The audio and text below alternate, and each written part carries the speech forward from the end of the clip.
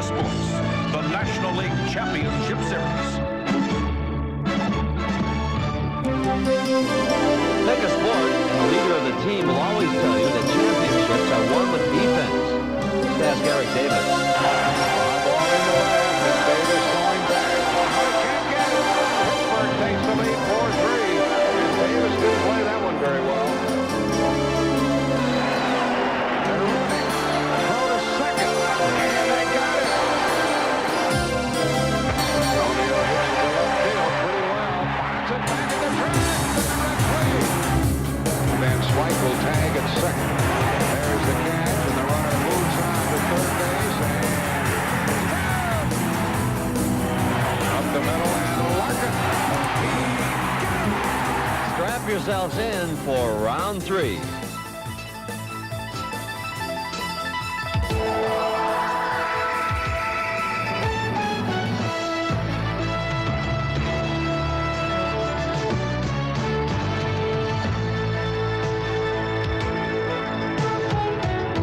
On a day marking the man whose daring maritime voyages opened up a new world, or so they say, we too find ourselves journeying upstream. The riverboat rivalry that began on the banks of the Ohio has carried us through changing tides to the spotted western Pennsylvania, where the mighty Ohio meets the Allegheny and the Monongahela. They call this the confluence of the 3 rivers, and it is here that we will make a discovery of our own, folks. Who will lay claim to Game 3 of the National League Championship Series? Will it be the Cincinnati Reds or the Pittsburgh Pirates? And hi again, everybody. I'm Pat O'Brien, and welcome back to our continuing coverage of the league championships here on CBS Sports. Jack Buck and Tim McCarver are at Three Rivers Stadium, and they'll be along shortly. This is Columbus Day, and we hope that if you're off from work or school, you're going to spend the afternoon with baseball and us. Everybody here in New York City is in a festive mood. We've had the traditional parade up Fifth Avenue, and guess who was the Grand Marshal? Lee Iacocca? No. Governor Mario Cuomo? None other than Los Angeles' L.A. Tommy Lasorda. If there's anything Tommy knows better than pasta or diets, it's the playoffs. And Tommy, what do you think? Next year, I got a call for Cincinnati. National League Western Division team. Lou Piniella. I got to pull for them. If I don't pull for them, because we brag about the National League West. We think the National League West is better than the National League East. That's what we believe. Meantime, in Pittsburgh, we've got ourselves a parade of left-handers. Danny Jackson for the Reds and Zane Smith for the Pirates. Jackson, a former 20-game winner, has been on the disabled list 3 times this year. He hasn't faced Pittsburgh since 1988. Meantime, Zane Smith, well, the Bucks' well-traveled southpaw, he came over from Montreal and has been nothing short of a godsend. He's won 6 of his last 8, including that one hitter against the Mets down the stretch. And with Smith on the mound, manager Lou Piniella has decided not to play Paul O'Neill, a left-handed hitter who has been one of the Reds' bright spots so far. Glenn Braggs will take his place in the outfield. And as we check in at Three Rivers Stadium with our man James Brown, and JB, what a difference a year makes. You know, last year Zane Smith was 1-13 for the Braves and the Expos. How has he been able to turn this thing around? Well, a significant difference indeed, Pat. And as Zane Smith gets set to take the mound today, one of the most favorite topics of conversation centers on what is the definitive reason for his better pitching here in Pittsburgh. Now, keep in mind, he did undergo elbow surgery back in '88. And as you mentioned, with the Braves and Expos, he was a combined 1-13. But the most relevant stat is that he's 6-2 with Pittsburgh, and the Pirates couldn't be happier.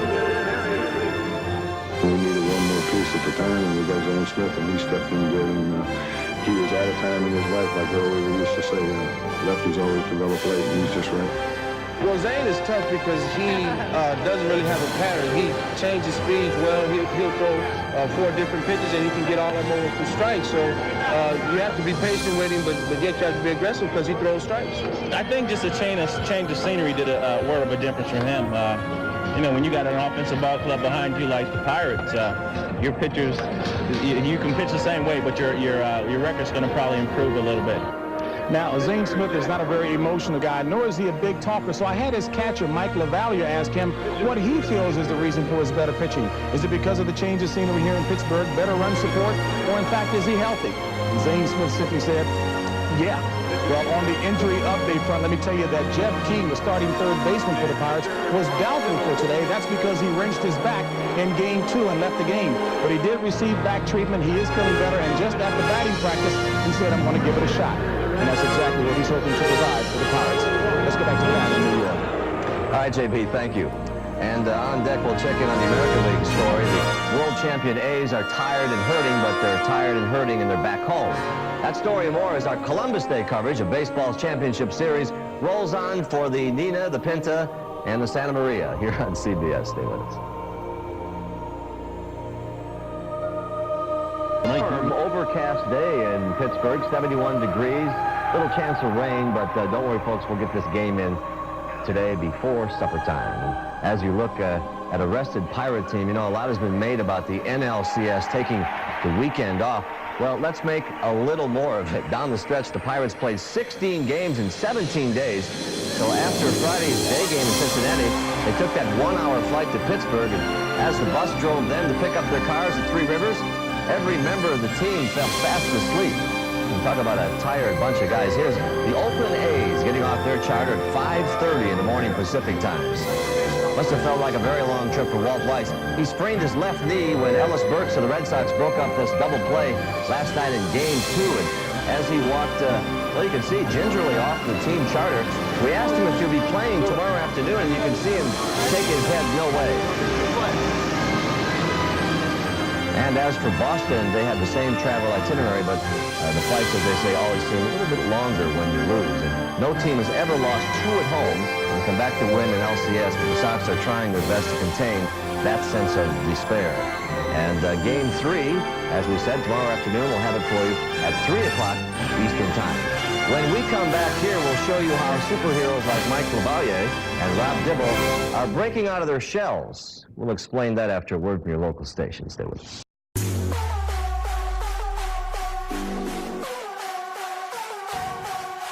Ground, and if you thought Major League Baseball players like what they do for a living, here's somebody with some real enthusiasm. So, how does Turtle Power make it in the locker room of the Cincinnati Reds? After all, they have their own identity as the Nasty Boys, but it seems the chief Nasty Boy, Rob Dibble, has been dabbling with a doll. What about the Ninja Turtle? Every kid's got one, right? Oh, my mother gave them to me, so I kind of look like Raphael. Meantime, in Pittsburgh, even though catcher Mike LaVallere doesn't wear a green chest protector, he's got enough ninja things. I've received everything from Ninja water bottles, Ninja cards. I carry my own personal photograph of myself and one of the turtles. It's Cowabunga, dude. And now I go out to a man that I am convinced no one has ever called Dude. And if they have, it's been Mr. Dude. Ladies and gentlemen, Jack Buck. Good afternoon, Jack. How you doing, Pat? Nice to be with you, and we are back to work. We played 2 games and had 2 days off. The Pittsburgh Pirates won the first game 4-3. Then Cincinnati came back and won the nightcap 2-1. For the most part, the defense has been outstanding, and also for the most part, the pitchers have dominated almost to the point, Tim McCarver. They have stopped the big guys of both teams almost cold. Well, usually that happens. The defense and the pitching go hand in glove. As a matter of fact, the big guns for both sides have not done a lot. For the Cincinnati Reds, the tandem of Eric Davis and Chris Sable, only 2 for 14. On the other hand, the big 3 for the Pittsburgh Pirates, 5 for 23, only 1 extra base hit and 1 RBI. I'll tell you, to show you just how tough the pitching has been, what we've done, we've taken it in microcosm. We've taken 1 at-bat by Barry Bonds to lead off in Game 2 against Tom Browning, an inside fastball, followed by an outside fastball. Kind of the ins and outs of pitching and the ins and outs of how Tom Browning worked Barry Bonds. So now with the count 0-2, Barry Bonds is knocked back away from the plate, and Browning comes back to finish him off with a slider away. So in microcosm, as we said, it's a small sample. They've only played 2 games, but the pitching has dominated so far. These managers have been fun to deal with, and they tell us what they're going to do day by day. They don't lie to us either. And what did Lou Piniella tell us today? He told us don't look for a bunt in the early innings. And they won't bunt, but we know the Pirates will. The two left-handers will tangle. Jackson and Smith, cloudy day, perfect for everybody, and we'll have a good game here.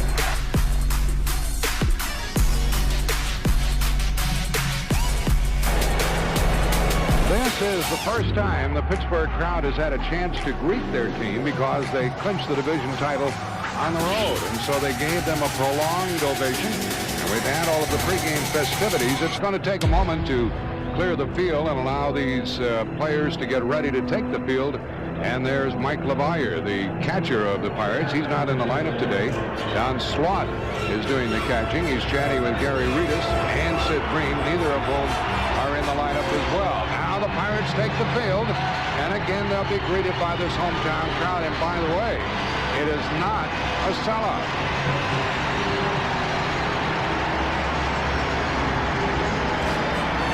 But I'm sure it will be an enthusiastic crowd. It always is.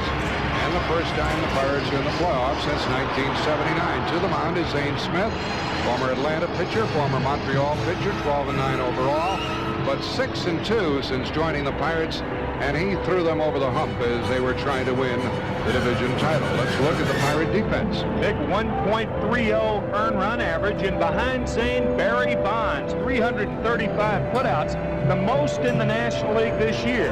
In center field, former Gold Glover Andy Van Slyke, 88 and 89, he won the Gold Glove. In right field, Bobby Bonilla, the converted third baseman, back out there today. And at third, Jeff King. They didn't know whether he was going to start or not today, but he feels fine. There's some soreness, as JB was telling us before the game, soreness in his lower back. At shortstop, Jay Bell. His partner over at second base, the slick fielding Chico Jose Lind. And at first base this afternoon, Carmelo Martinez, his first start of the series. Don Slaught once again behind the plate, the left-hander going to the Reds. And as Jack said, Zane Smith, the left-hander. Boy, is he tough. He starts. Here's the lineup for Cincinnati. It should be a good one and produce a lot of runs ordinarily. Barry Larkin is short, Mariano Duncan is second. Chris Sabo playing third today and hitting third. And it's Eric Davis in left. Les Briggs, formerly of Milwaukee, right field. Todd Penzinger, the switch hitter, gets the start at first base. He pinch hit. He's 1-for-1 in the series. Joe Oliver behind the plate. Billy Hatcher in center field. And Danny Jackson is going to be on the mound. And it's a long time since he has pitched against these Pittsburgh Pirates. The umpires are Paul Runge behind the plate. Dutch Rendert at first. Gary Crawford second. Gary Davis at third. The crew chief is Harry Wendell, Steno firing in left field. And John McSherry, who had the plate in the last game, is working the right field foul line. There's Paul Runge, whose father Ed was a long-time American League umpire. And the aerial view of Three Rivers Stadium. And there are a couple of thousand empty seats. These tickets have not been difficult to obtain. Jim Leland, the skipper of the Pirates. This is the best out of 5, as it turns out now. And the leadoff hitter is Barry Larkin. Larkin 1 for 5 in this series, although he does have 3 base on balls, and he usually hits well in this park. And he hits well against left-handers, too, against Zane Smith. 3 home runs, 13 for 30 lifetime. First pitch of the day is in for a strike, according to Runge.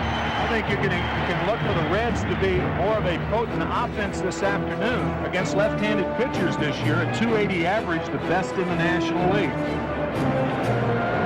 And Smith with another hard hit, and it's scooped up by Jay Bell, and that's the way this game starts. Larkin is thrown out.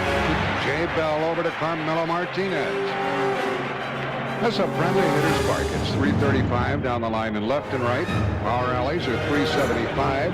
Center field is 400 feet. It's almost the same as the stadium in Cincinnati, Riverfront Stadium. It's just a little bit smaller, but the ball flies in this park as it does in Cincinnati. This is Mariano Duncan looking for his first hit of the league championship series.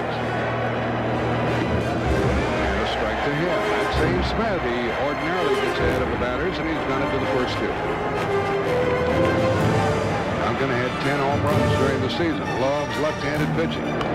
Chops it foul, and that's strike 2. Duncan, a .410 batter against left-handers this year. That led the major leagues .410 batting average.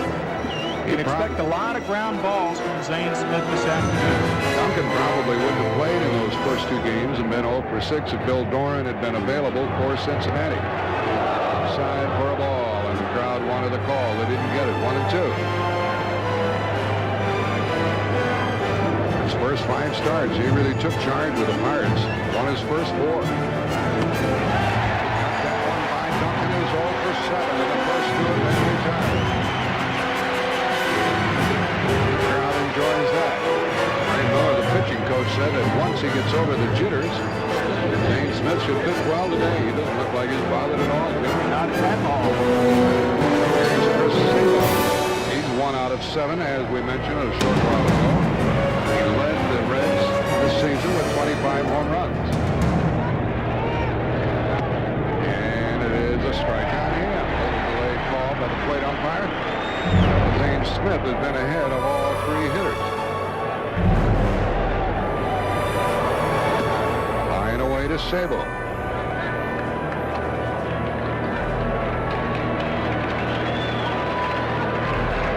First 2 have been retired. Sabo the batter. Late swing and a foul, 1-2. I wonder if the Oakland A's are up and watching the game after their long flight home from the other side of the country. Arriving in Oakland at 5:30 this morning. I'd say that's a good 8 hours. And just getting up. If they're lucky to get home, probably 7:30. Oh, they have breakfast at Wimbledon. The Oakland Athletics having breakfast in Pittsburgh today. So is he. I guess that's lunch now.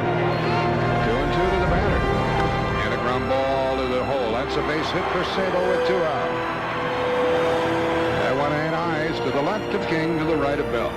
I think if the Reds are going to hit Zane Smith today, they're going to have to find some holes in the infield. Because Smith throws so many ground balls. A good sinker. And I would imagine that Sabo will be off and running.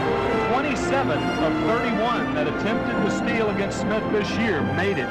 Only 4 caught stealing. Eric Davis is up. He's 1 for 7 with a run batted in. You know what a threat he is in a ballpark of this sort. Zane Smith throws over to try to get Sabo, who stole 25 bases this year. Martinez, the first baseman. First base umpire is Dutch Renner.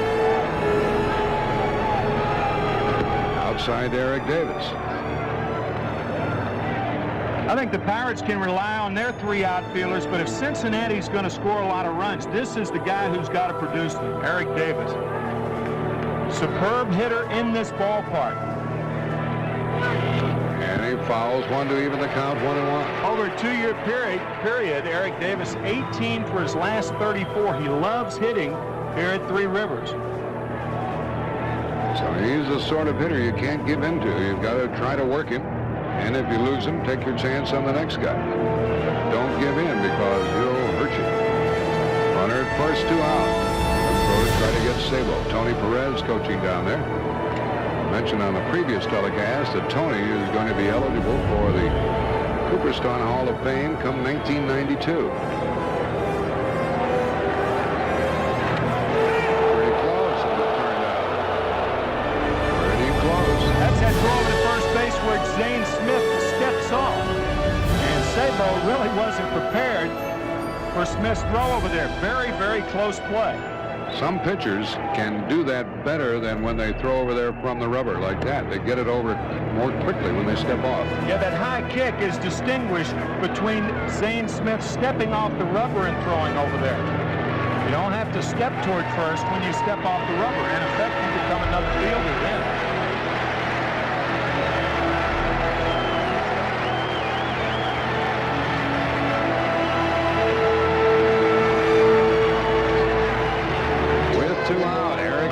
Hits it foul, and he's in the hole, 1-2.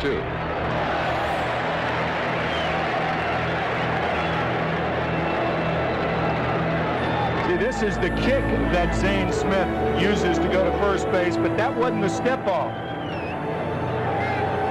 Whenever a runner sees the right foot go behind the left leg, then he's free to run. Once that happens, the pitcher's committed to go home. Sable not running. Strike 3 and you're out. And he pumped the fastball past Derek Davis. He's now 1 for 8. A base hit for 1 left, 1 inning. No score in Pittsburgh. This pretty picture, you now know why they call this Three River Stadium. Allegheny, Monongahela, formerly Ohio, and Danny Jackson on the mound, 6-6 for the year. No record against Pittsburgh this season, and 2-0 lifetime against Pittsburgh. Here's the lineup for the Pirates. Jeff King at third. Dave Bell at short. And you start with the big guys. Andy Van Slyke in center. Bobby Bonilla in right. Barry Bonds in left. Carmelo Martinez at first. Don Slot behind the plate. Jose leaned at second base. And Zane Smith, you just saw, he allowed a hit, but got out of the inning. And the leadoff batter is Jeff King. Picked off second base the other day and jammed his back, sliding back into the base. And a foul out of play. He's a big swinger. He's had 14 home runs, most of them after the All-Star break. So he hit a stride late in the year. And he's a better third baseman than Wally Backman, with whom he sometimes platoons at that position. It'll be King, Bell, and Van Slyke. And the pitch goes low.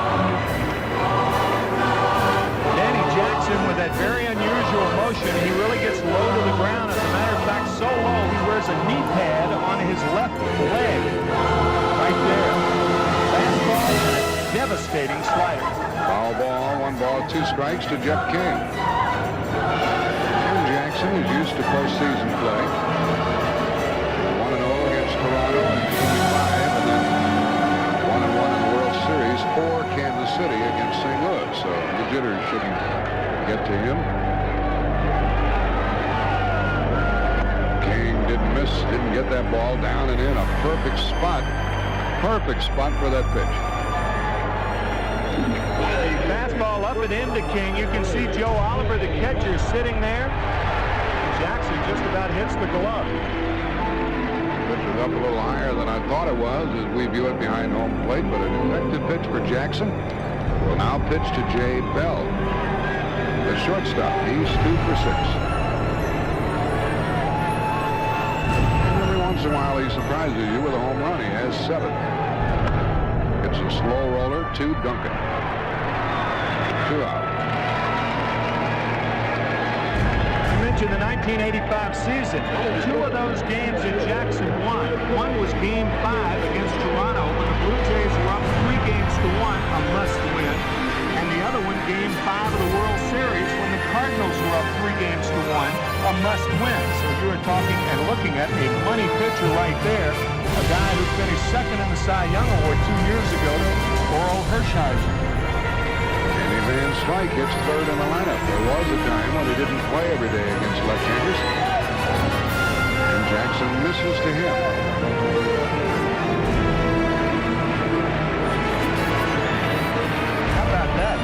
Zane Smith, number 1, only 3 earned runs in the first inning since joining Pittsburgh. And Danny Jackson, number 3.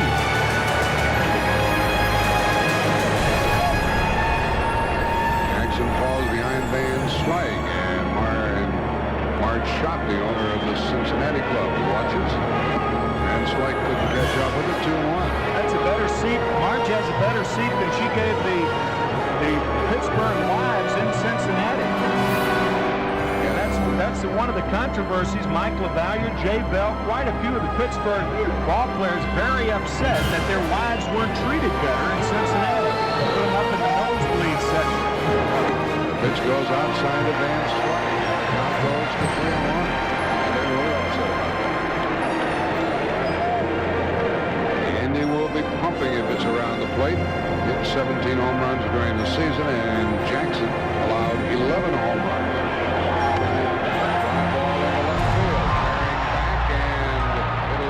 By Eric Dibble. So, with those 2 pitchers, little wonder we have a scoreless first inning.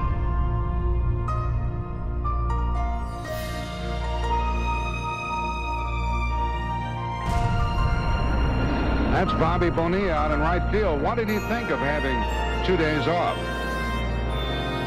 I think it was very helpful. I think we needed the days off. I think both sides needed it. And it was nice to have it, especially for myself. I played in 160 games this year, so for me it was just a pleasure to have a couple of days off, and I think it's going to do me some good. And especially days off at home. Baseball players do not enjoy, for the most part, a day off on the road. Jim Lehman said, oh, it doesn't matter, the days off. He said, if I win, it'll have been good. If I lose, it would have been bad.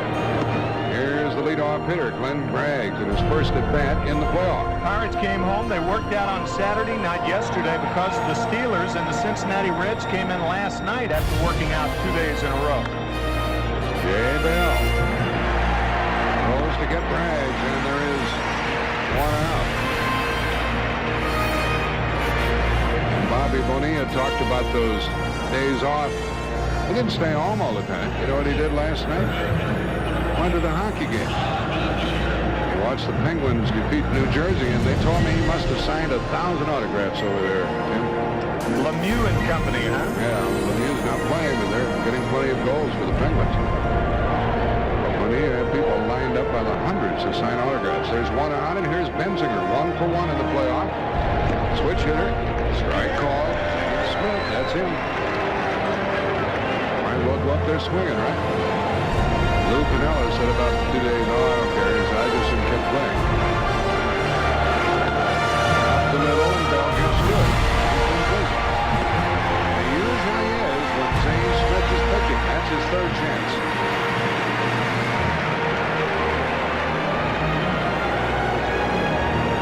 That's where Benzinger hitting the curveball. That's where Zane Smith crosses you up occasionally. He is a sinker ball pitcher, but he will mix in an occasional curveball. All of the outs so far, either assists by Jay Bell, 3 of them, and 2 strikeouts. And one little hit managed in between. That's a pretty good fastball, and it's inside to Joe Oliver for ball 1. There's Jay Bell, the shortstop, and a close-up look at the Cincinnati catcher.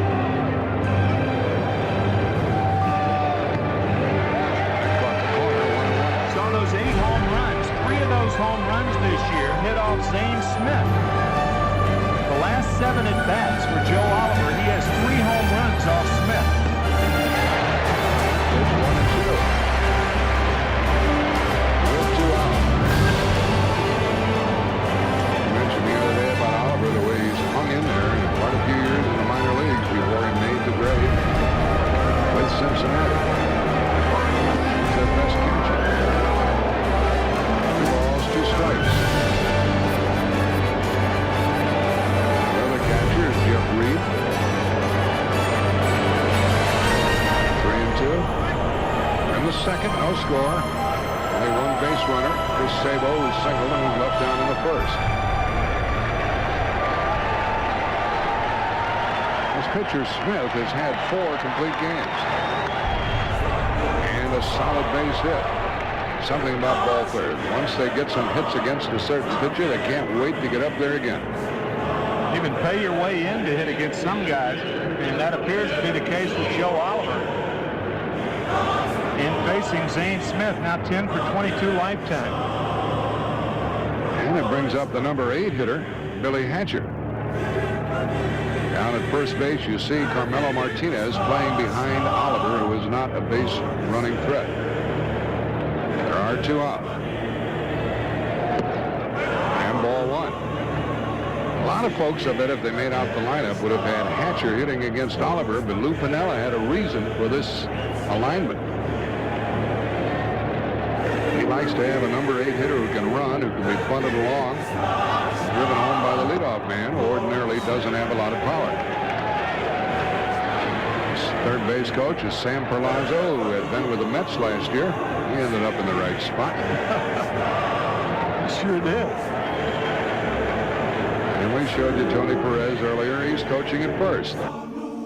Hatcher hits a high, long drive into left center field. It's in well. It's out of here. Billy Hatcher with a 2-run home run into the seats in left center field off of a 2-0 Zane Smith pitch. And here in the second, the Reds jump out in front 2-0. He only did it 5 times all year long, but boy, what a big one that one was. Are 2 out, and Billy Hatcher corks one into left field, rather deep, chased by Bonds. This might go, and it's a home run. So the Reds jump on top. A 2-out hit by Oliver, a 2-run homer by Hatcher, and the Reds lead 2-0.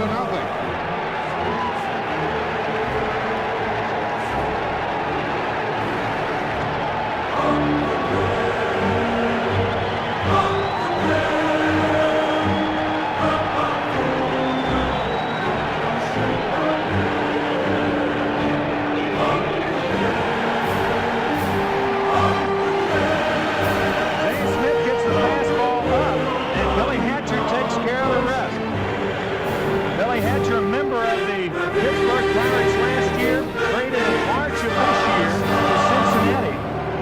Comes back to haunt his old teammate. Zane Smith knew he had trouble on his hand, and that ball left the bat, and so he'll pitch to Danny Jackson. It's a foul. Jackson's not a very good hitter. He's a bad hitter, 2 out of 37. And made a good play on that foul ball. That's Billy Hatcher's first home run at Three Rivers Stadium in 148 at bat. Picked the right time as far as the Reds are concerned. That base hit by Oliver was a big one as it turned out, with 2 out. You remember the first game of this playoff? Cincinnati got 3 runs in the first inning, and the Pirates came back, and Pittsburgh won it. So early leads don't dismay this club. 1-1. 1-2. During the regular season, Zane Smith gave up 15 home runs. Not an average number.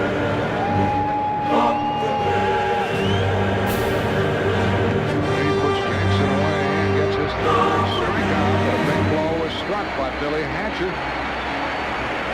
And after an inning and a half here, Cincinnati has taken the lead 2-0. Bonds knew early it was gone. Ordinarily against a left-handed pitcher, Gary Ritas would be playing first base or the outfield for Pittsburgh, but he hasn't done well at all against Danny Jackson, so Carmelo Martinez got the call. 0 for 17 for his career. Carmelo Martinez, on the other hand, 6 for 24. So a slight edge, and that's what every manager looks for in a very close series, and this is one. Trailing 2-0, the Pirates send up Bobby Bonilla. Corks it hard to the shortstop. Oh, that was a bullet to Barry Larkin, and there's 1 out. Can't hit it harder than that and still be out. What are his initials? BB, and that's what it was, the shortstop, a BB.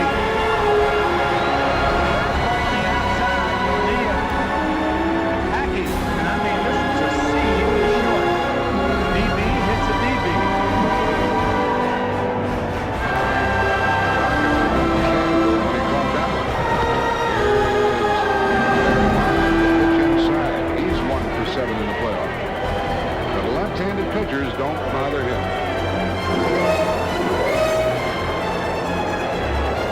I'll tell you, one of the big things that really players were pleading for good weather. They wanted an overcast day, and they got it. If you remember the sun, Eric Davis, a good basketball player in high school, Los Angeles. But the outfielders, especially the left fielders, Barry Bonds and Eric Davis, certainly wanting an overcast day and no trouble with the sun. This is the last day game either of these teams are going to play all year, whether they win this thing or whether they go to the series. All night games from here on out. Ball 1 to Bonds, strike on the corner. A look at the umpire, and it's 1-1. 4 in a row set down by Cincinnati left-hander Danny Jackson. On the corner. Give him another look. 1-2. 2 perfect pitches by Danny Jackson. This is one umpire in the National League the batters don't fool around with, or pitchers, or catchers. Off the fist, it stays 1-2. Paul Runge doesn't take much gab, and he really is regarded as one of the best umpires in the National League.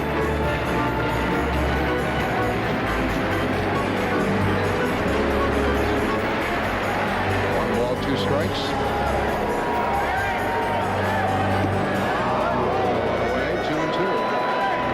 Umpires are more resilient in the championship series. because they realize the pressure on the guys. The winner of this goes to the World Series, and they understand that. Danny Jackson picks up his second strikeout. He retired 5 in a row.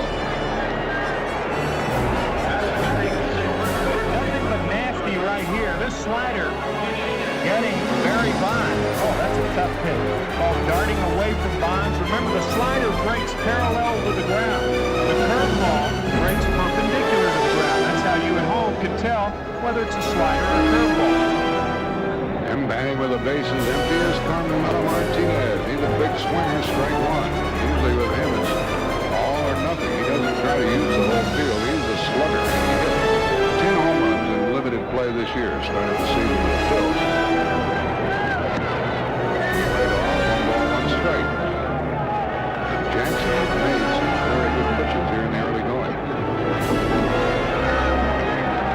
I imagine the Red Sox and the Oakland A's are watching this one intently. Popped up on the infield. That'll be 6 in a row retired. First baseman Benzinger makes the catch. 2 easy innings for the Reds and Jackson. 2-0 Reds.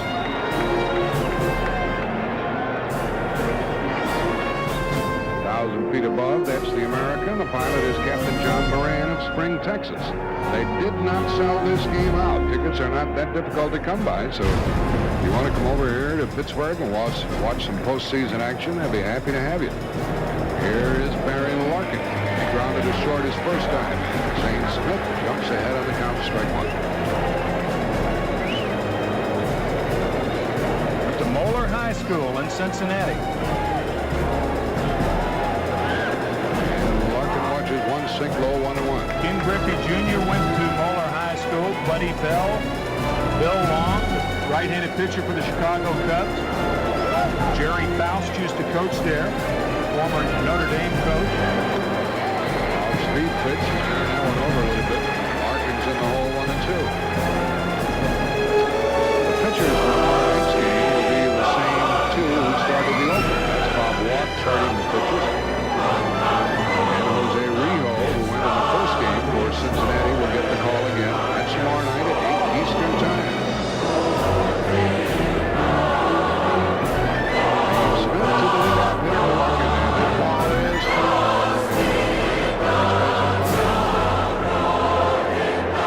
and the crowd held their breath on that one. Now it stays 1-2. Smith gave up a base hit to Sabo in the first. 2-out single to Oliver in the second, and then the home run by Billy Hatcher. And ball at the end of the bat, it started out like it was going to be way foul, and then became very close. As you see, it hit the line about 4 feet in front of the base and just squirts foul at the last minute. This is the leadoff man in the third. And a line drive in the left, and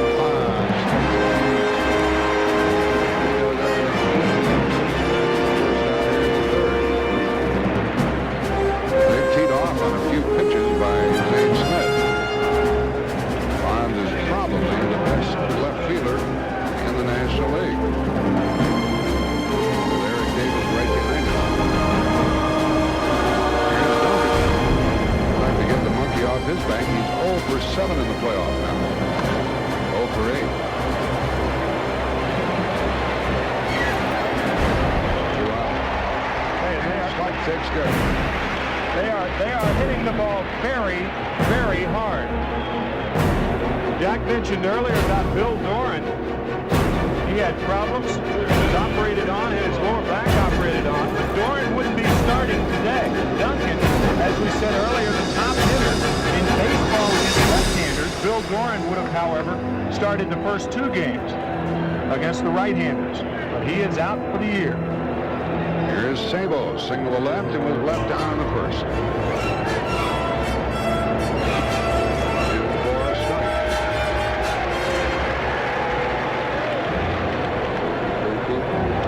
When the Pirates come to bat, they'll be looking for their first runner in the bottom of the third. Here's the foul ball, strike 2. So Zane Smith struggling a bit, and Danny Jackson has taken the pitch in his mouth. He started off very well.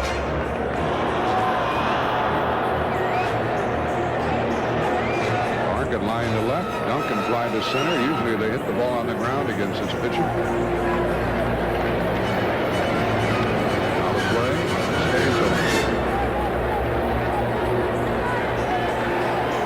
See, the home run came by Billy Hatcher, and then he struck out Danny Jackson in this inning.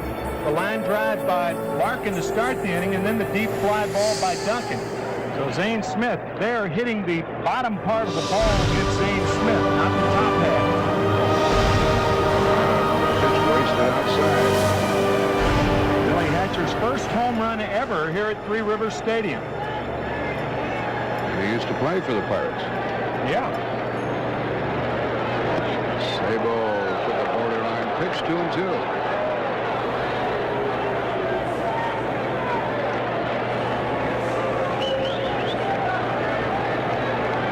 Close, but outside.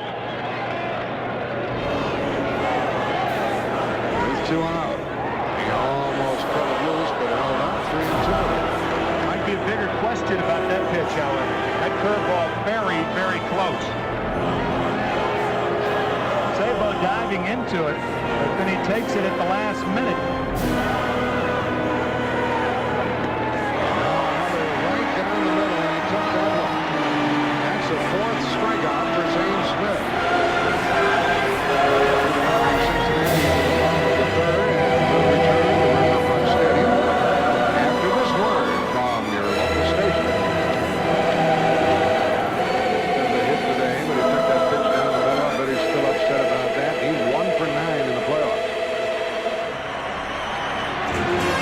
Well, Zane Smith had just missed with that curveball, that 2-2 curveball. Maybe Chris thought he was going to come back with another one. Just froze Sabo on that 3-2 fastball. And now we come down to the bottom of the Pirate batting order with Don Slaught. He is 0 for 2 in postseason play this year. And ball 1 from Jackson. No runners for Pittsburgh thus far.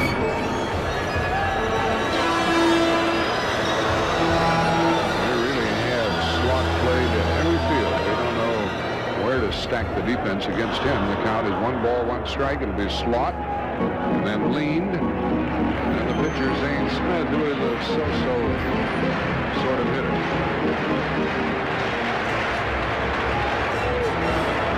Former Yankee Don Slaught. Hits it hard into the corner. That ball is fair. That ball is going to be a double. It's a ground rule double. It came back on the field after leaving the field. Hit that ball hard to the first Pirate hit. The theme song of the Cincinnati Reds this year is You Can't Touch This. It's a song, it's a rap song by MC Hammer. And up until the 3rd inning, the Pirates have not touched anything that Jackson has thrown, but just like MC Hammer, Slaught raps out a hit. He's perched at second base. And it's Chico leaned up there. All 1 to him. Leaned has had a couple of hits in postseason play, including a long home run over Cincinnati the other day. Tied the game, only to find the Pirates letting it slip away. Ball 2, and the crowd is alive for the first time. Speaking of first time, Pittsburgh drew over 2 million people this year for the first time ever.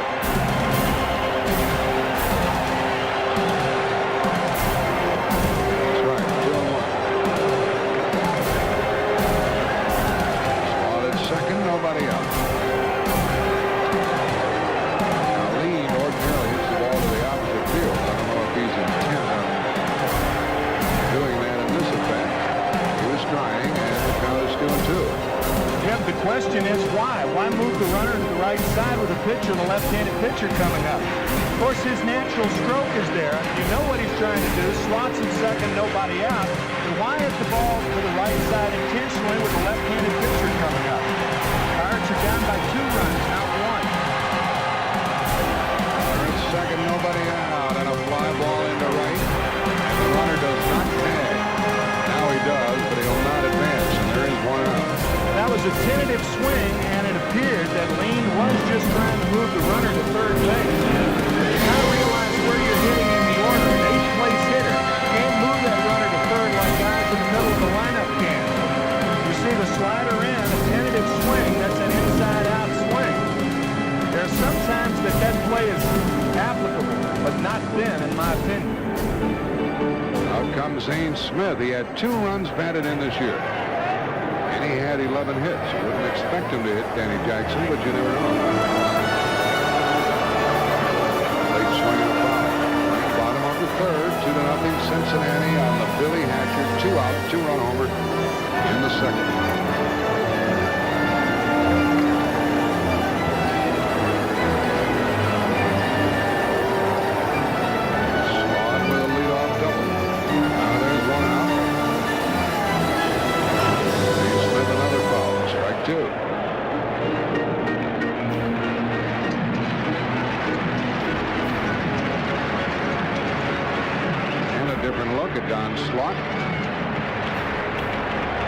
Neither the second baseman or the shortstop can hold him very close.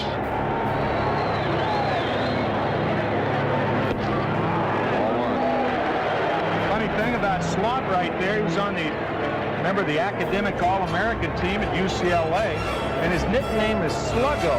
How many academic All-Americans have nicknames like Sluggo? That doesn't sound like an academic All-American to me. Foul ball keeps Zane Smith up there. Now they don't go together, do they? No. Sluggo, the academic All-American, that doesn't make any sense. There's Sluggo. He and LaVallere share the catching for the Pirates, who, by the way, have only 2 catchers. That's on the corner, and a strikeout for Jackson, his third, 1 in each inning. Trying to help the umpire. Danny Jackson on the disabled list 3 different times this year. That was a close call right there, but he is throwing awfully hard. No off-speed pitch to speak of. Got the early innings have to concern Jim Leland. Fastball, slider, and I mean that slider is eating those Pirate hitters up so far. And this fella struck out his first time, Jeff King. He could tie it if he gets his pitch. Ahead on the count to him. Pirates 1 hit, Cincinnati 3.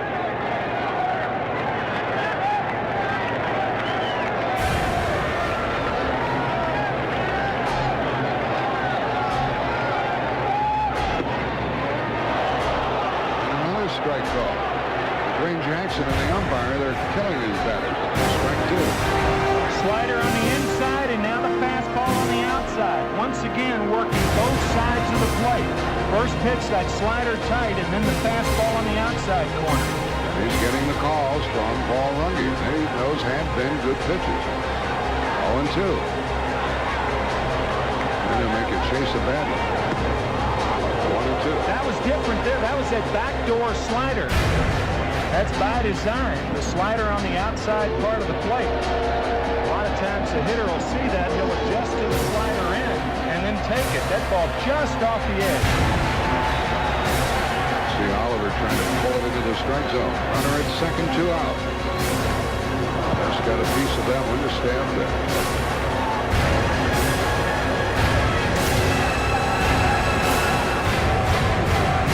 Riverfront Three River Stadium in Pittsburgh. Bottom of the third. Home run by Hatcher in the second, and it's 2-0 Cincinnati. McCarver and Jack Buck with you here in Pittsburgh. 1-2 to King. Ground ball to third. Long throw by Sabo. And the Pirates get the first hit, lead the first runner. We played 3 innings. Cincinnati's leading it 2-0. Coverage of Game 3 of the 1990 National League Championship Series is brought to you by today's Chevrolet, who invites you to see why more people are winning with the heartbeat of America. Kentucky Fried Chicken, nobody's cooking like today's KFC. And by Michelob Dry Beer, once you experience the bold taste with no aftertaste, there's no going back. It's a day off for the Red Sox and the Oakland A's, a travel day for them. Edward doing battle here going into the 4th inning at Three Rivers Stadium in Pittsburgh. This is Columbus Day. Quite a few of the kids, day off from school. Perfect day to come and watch some postseason baseball that they'll remember for a long time. They'll remember it more fondly if their Pirates can come back and win. They trail here 2-0 in the 4th. With Eric Davis leading off. Ball 1 from Zane Smith.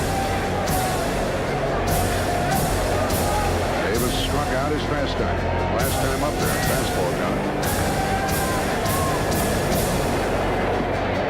Strike 1, 1-1. Saw those figures, what a prolific hitter he is in this park. Another guy in the National League hits very well here against Pittsburgh is James Clark of San Diego. High ball into the right field corner, going foul. And into the Pittsburgh bullpen.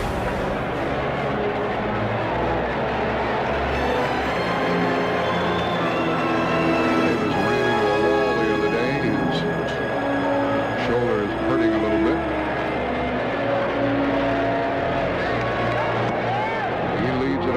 Takes the count to 2-2.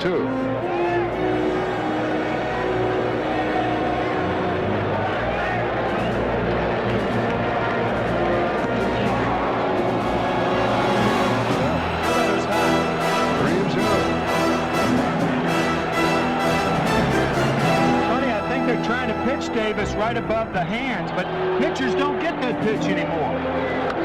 Here the fly ball into center for Andy Van Slyke on a 3-2 count, and that is 4 in a row, retired by the lefty. That's right. That used to be a pitch that the batters used to love to hammer at, but it's not a strike any longer in baseball. Strike's about the letters, but from the waist to the letters, you don't get that pitch that often anymore. And this one crowded Davis. And he flies out the Van Slyke. He's not putting the good part of the bat on the ball. He still hits it fairly deep to center. Braggs grounded to short his first time. Ball 1. Braggs came over on the 9th of June from Milwaukee. And he really helped with his hitting against left-handers. He batted .339 against southpaws in his Cincinnati uniform. 1-1.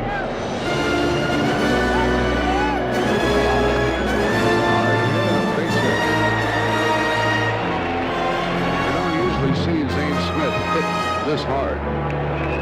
Well, again, Cincinnati, one of the top hitting teams in baseball against left-handed pitching. You mentioned as a team they hit .280. You also were talking about Eric Davis running into a wall. It wasn't Bragg. I mean, he is built like a wall. He's built like more like Fort Bragg than Glenn Bragg.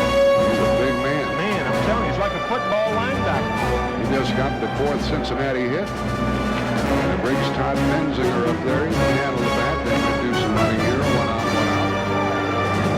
He is first baseman. It's a good time to do it. You take more chances when you're ahead. You have a 2-run lead. The bottom of the lineup coming up. There goes a runner and a foul ball. Strike 1.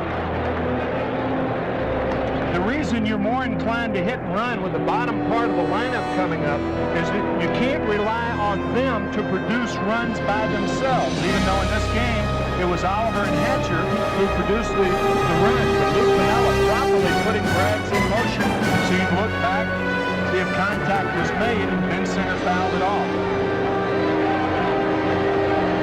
Davis flied out. Braggs singled. Benzinger grounded out his first time. Hits it to Chico off his glove. I think he misjudged that ball, and the runners end up at first and second. Benzinger shot one to lead. It didn't appear they had the best timing going after that ball, or perhaps it was just too hot to him. Yeah, I think he jumped too quickly. By the time the ball got to him, he was coming down. He had not reached his apex. Unbelievable leaping ability by Jose Lean, and if he doesn't come up with it, no second baseman will. Well, he might have done all he could on that one. As it turned out, that ball was hit hard also. From a flat-footed stance, he can jump over teammates. 6-foot-tall teammates, flat-footed, jumps over. If they duck. No! Jumps over flat-footed, I'm telling you. Unbelievable leaping abilities. They don't duck, he jumps over them. It's a fact. Now let's see what happened with Joe Oliver up. He singled to left his first time and scored ahead of Hatcher on the home run. 2 on and 1 out. Zane Smith has to do some good pitching here. Ball 1. Here's the Pirate fan. Now the Reds have 5 hits. Pittsburgh only 1. Outside to Oliver. Oliver in the past has had the number of this pitcher, Zane Smith.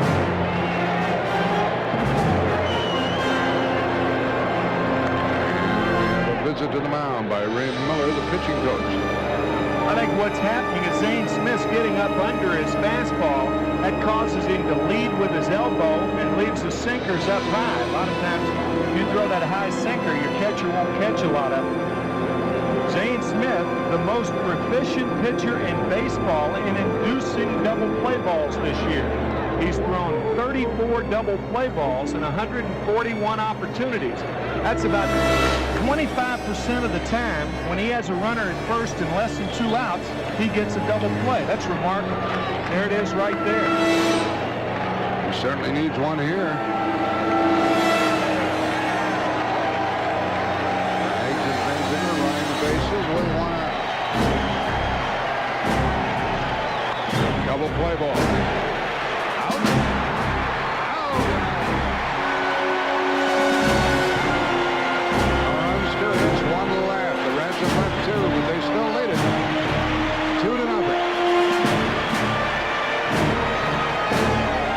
Let me bring you up to date on the Jeff King back injury.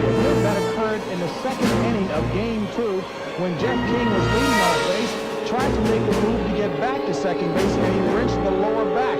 Now, over the weekend, he had been undergoing hot and cold treatment, as well as some treatment on an inversion table. Now, today, the bottom of the 2nd inning, when the Reds were in defense, trainer Kent Biggerstaff took him to the clubhouse and put him on an inversion table. That's right, hanging him upside down by his ankles. When he came out, I asked the trainer what was he going to do the rest of the way. Just heat treatment. I asked Jeff King how did he feel. He said loose. Let's go back upstairs to Jack and Tim. Well, he says he feels loose, but he's getting that heat treatment. He's 0 for 2 with a bat.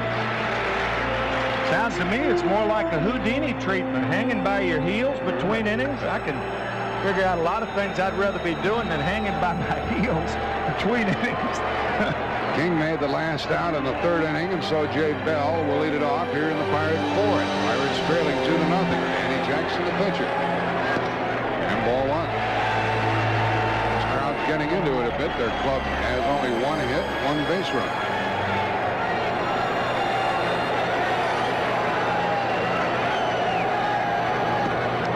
And it's ball 2 from Jackson. Jackson struck out 3, walked none. This batter plays the piccolo home plate. See his fingers moving. He's taking any way to get on. That's a strike, 2-1.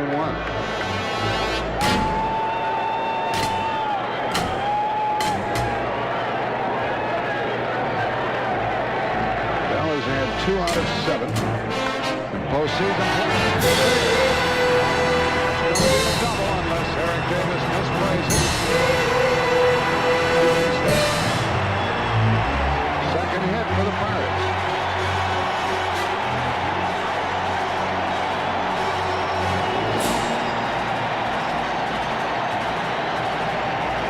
Second leadoff double, as a matter of fact. The difference is the big 3 hitting behind Bell. When Swant led off the 3rd with a double, you had your 8 and 9 hitters coming up. Boy, I'll tell you, he fights off a good pitch and hits it rather hard down the left field line. Good hitting by Jay Bell. Now Andy Van Slyke fly to left his first time. 4 out of 8 in his career against Jackson. And Van Slyke would like to pull the ball and move Bell off second base. You got to get these runs back somehow, one at a time or whatever. Let's see the approach of Van Slyke. Line to left is first down. Strike one.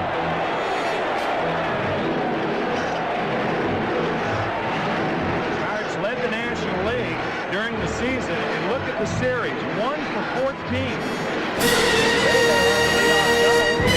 He was stranded at second. Ron Swat in the third. And now a leadoff double by Bell.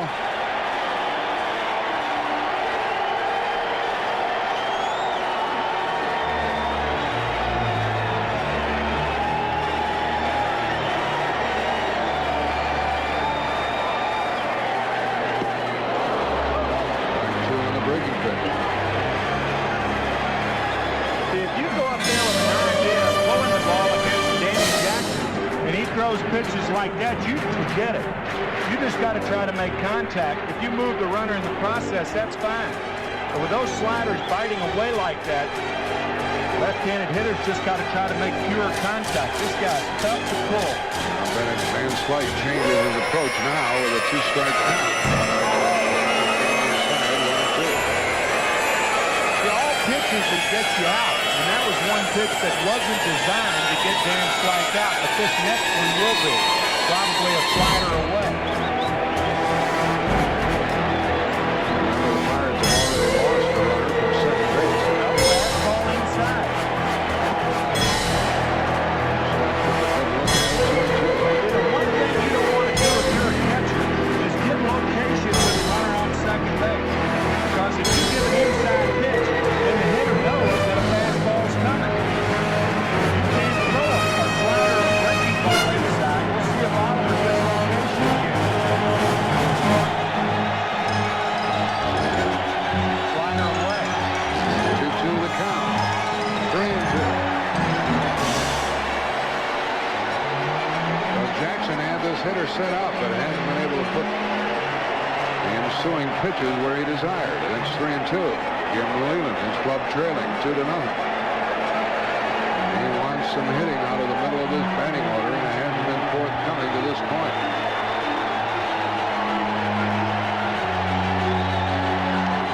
Van Slyke got a piece of it.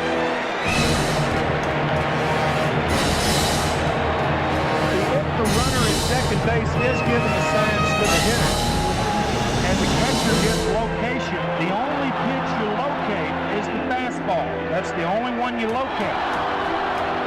So if you see that variety of signs going down, several signs, you see the catcher going to one leg or the other, you know it's a fastball.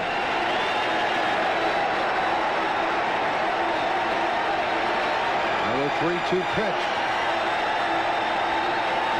He'll walk in. And he puts the tying run on base.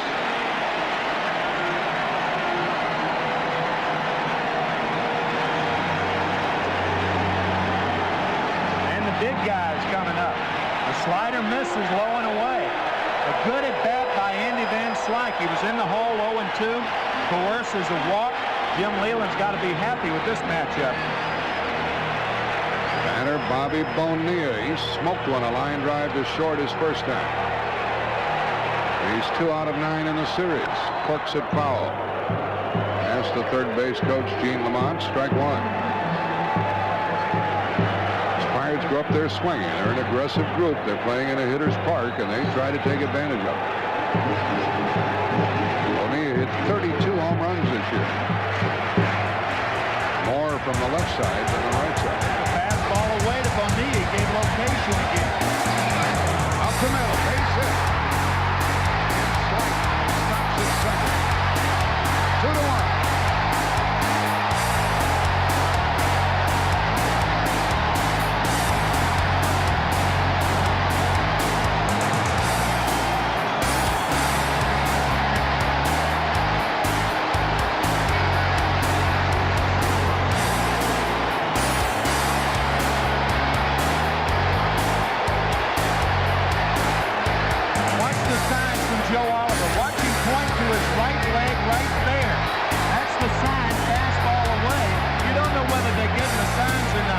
but by the very fact that he points to the location, you can deduce what's coming. Fastball away, base hit. You got it. Strike didn't challenge Hector, nobody out. Now the batter is Bonds. First and second, nobody out. And a pop fly for the first out. Shortstop wants it. Martin. Foul ball as he caught it. 1 out. Interesting, no infield fly rule then. Of course, it was a foul ball, but Barry Wendell said who was the closest to Larkin, responsible for the call, but because it was a tough chance, there wasn't an infield fly rule. It's got to be a clean chance for an infielder. It was foul anyway. But had that ball been a fair ball, then it would have been an interesting call as to whether the infield fly rule should have been in effect.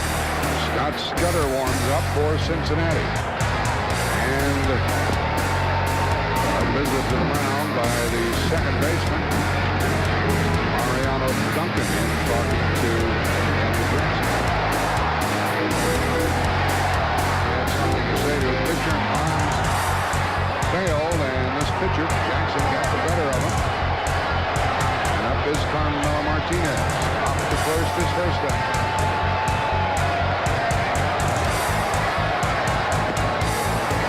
Inside. On at second base, Van Slyke, he'll score the tying run on any hit out of the infield, and Bonilla's at first. Jim Leland put Martinez in the lineup today. Let's see if he pulled the right string.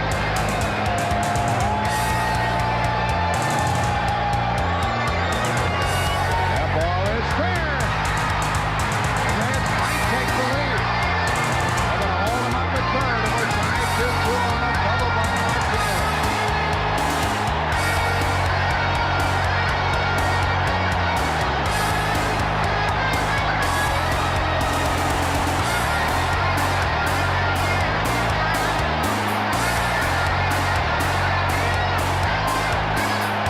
I'll tell you, if you're Danny Jackson, you just got to tip your cap to the Pirate hitter. Another tough pitch at Martinez spanks down the left field line.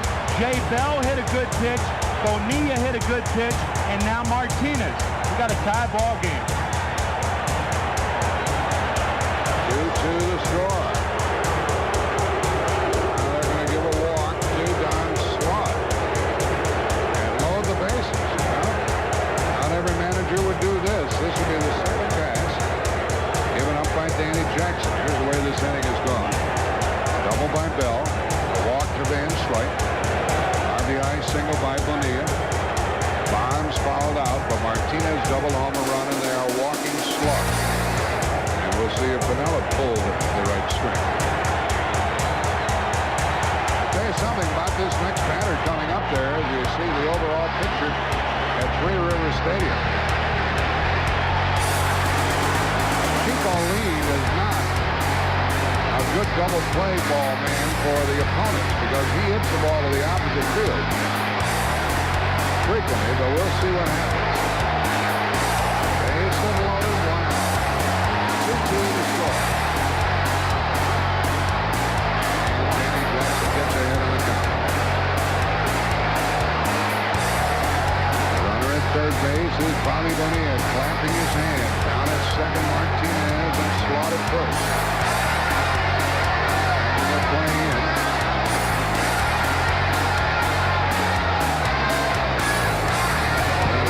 The breaking pitch. That's strike 2.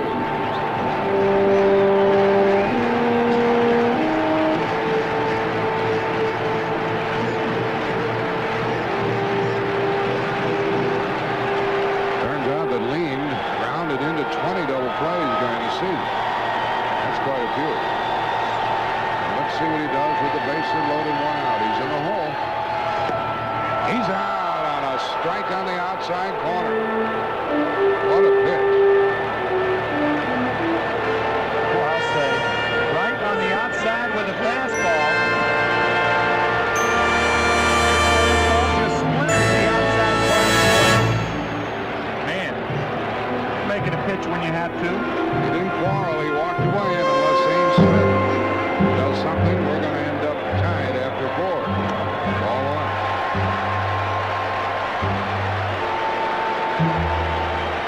First time had 11 hits during the season. Base loaded, 2 out.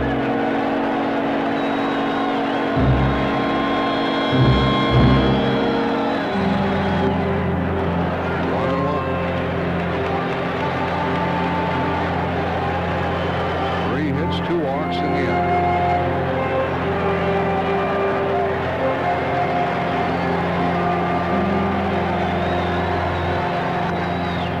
Little clunker back to the pitcher.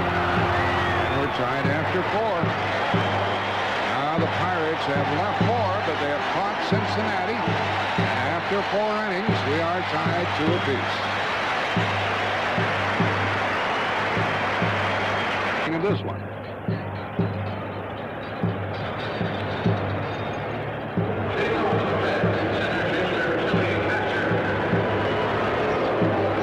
Tip of the cap to Lou Piniella. And tipping his own cap after giving that intentional walk, and it paid off. Struck out lean and got the pitcher.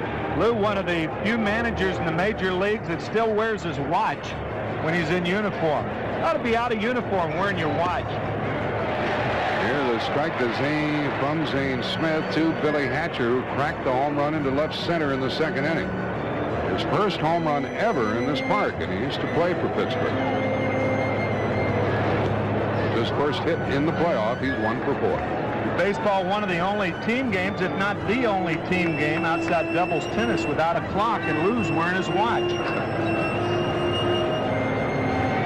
ball, 1 strike. Hatcher batting in the number 8 spot. He gets ahead on the count, 2 balls and a strike.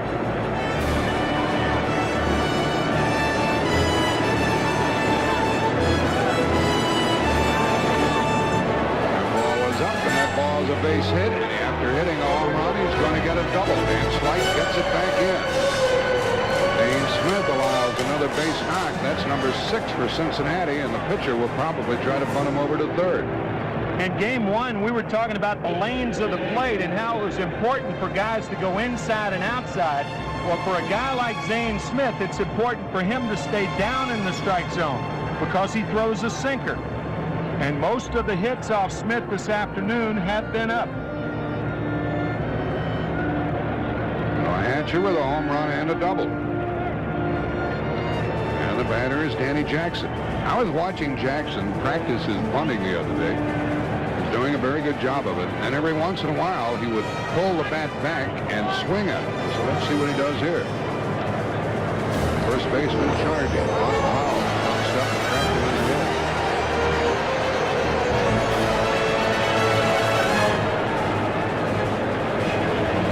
What he's trying to do here is make the 3rd baseman feel the ball. You remember in game 1 with Bob Patterson on the mound? This hits him in the jaw. That doesn't hurt, though. Remember with Bob Patterson on the mound in the 9th inning, 1st and 2nd, nobody out? He talked about it the next day. You try to get the 3rd baseman to feel the ball, and that's what Jackson's trying to do right here. What do you mean that didn't hurt? Nah, that didn't hurt. He bunts the ball to 3rd, and King has to field it. So Jackson did his job. Took the throw. 5-4 on the sacrifice. See, when you get the 3rd baseman to field the ball, then you get him away from the bag. Now, that's where the runner's going to, so that's why it's important to make the 3rd baseman field the ball. Good bunt by Jackson. See, King vacates the bag. Hatcher's over, and the sacrifice successful. Fine job of running by Danny Jackson. And that's one of the reasons why Piniella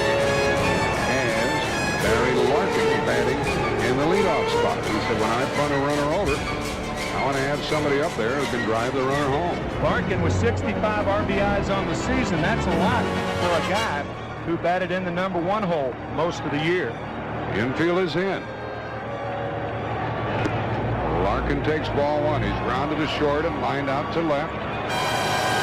And there we see King, Bell, on the right side, leaned, and Martinez playing in for the play at the plate.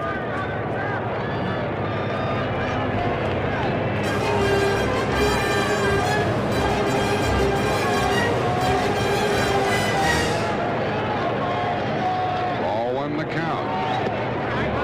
Over the low. That's ball 2. How does it look from upstairs? stairs on the Goodyear blimp. We did have some rain this morning here in Pittsburgh. So you see those wet patches. And it looks like a pinball machine, doesn't it?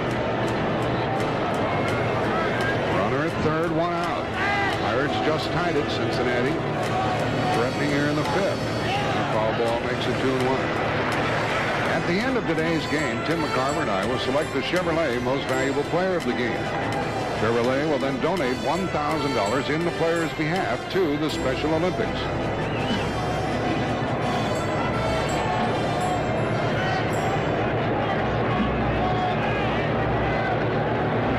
Larkin trying to get Billy Hatcher home from third. The squeeze is a possibility here.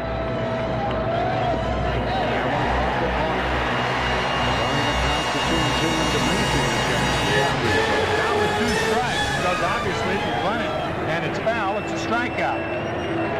Leo DeRocher used to like the 2-strike squeeze play when he was manager. There was never anybody who wanted the ball better with 2 strikes than Rod Carew. And that ball is fair, and the throw, Zane. There's an interesting play with King making a save and then unable to throw him out. And a bang-bang play at first. Now see with the infield in, the runner at third has to make the ball go through. That's why Hatcher dives back to third. Third base coach told him make the ball go through. He steps on third, and now remarkably, I think he has him. I think Barry Larkin was out.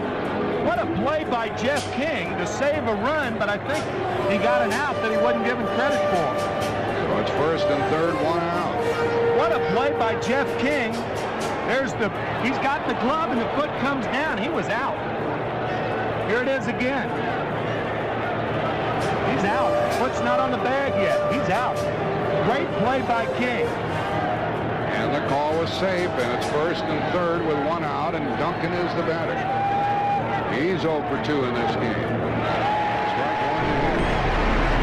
I'll tell you, Mariano Duncan may well be living on borrowed time. If he doesn't contribute in some way offensively today, we could very well see Ron Oster at second base tomorrow night against Bob Long. So Duncan 0 for 2 today and 0 for 8 in the series. First and third occupied, one out. And Duncan hits a high, deep drive way back in left center field. That ball is out of here. 3-run home run by Mariano Duncan on an 0-1 pitch from Zane Smith. The Reds have played long ball for the second time today, and they jump back out in front 5-2. I would say that is contributing offensively in a rather large manner. This pitcher, Zane Smith, we've got one double play ball early in this game in the fourth inning. Would like another right here. 2-2 the score in the fifth, first and third, one out.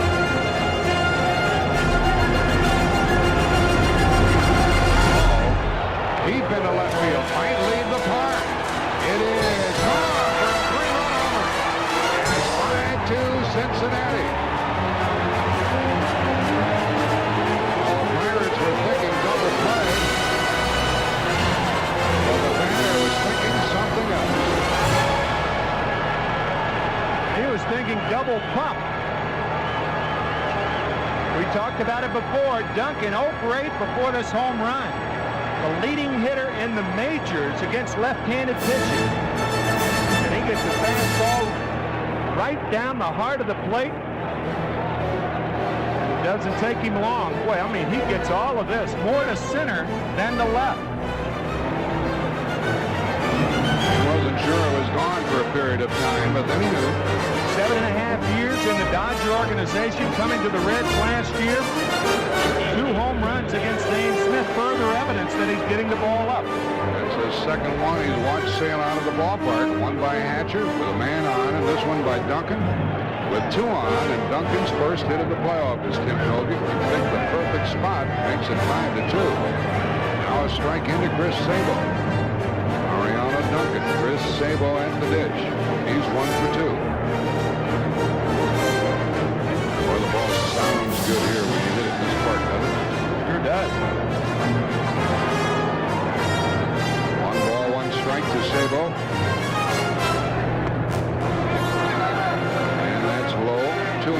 it's a funny thing, you know, when you really hit a ball, you don't hear the sound as much as when you don't hit it well. There's that little click, that healthy click off the fat part of the bat. When you don't hit it well, you hear it more than when you hit it well. Chasing a bad ball low, it's 2-2. It's that sound that is pure to all hitters. It's that little click, and that's what Duncan has done. That's what Hatcher has done. Click, click, 5-2. Right-hander is Bill Landrum. The left-hander is Bob Kipper in the Pirate bullpen in the right field corner. Bouncing ball to short to Jay Bell. That's the second out of the inning. Now tomorrow we have a doubleheader of League Championship Series. It starts at 3 Eastern for Game 3 of the American League Championships between Boston and the world champion Oakland A's. And tomorrow night, CBS Sports, live prime time, 8 Eastern time, the fourth game of this one between the Reds and the Pirates. So a doubleheader on CBS tomorrow. Eric Davis follows one. He still hasn't hit his stride. He's 1 out of 9. The so-called lesser hitters are doing it for the Reds. Hatcher, Duncan. Ball 1. Fifth, and Cincinnati has regained the lead, 5-2. Don't count this Pirate Club out. They've shown us a couple of times already how well they come back. 2-2. 1-2 on the foul. There's Bill White, president of the National League. He doesn't care who wins. He just wants to see good baseball. Former Giant, former Cardinal, former Philly. Easy travel between these two cities, Pittsburgh and Cincinnati. He was also a former announcer. That doesn't mean when you quit announcing, you become the National League president. It does for him, I guess. That's the way it worked for him. Davis waiting. 2-2. That home run by Duncan took the wind out of the sails of this crowd. He waited until he was 0 for 8 before he got a hit inside the Davis. 3-2.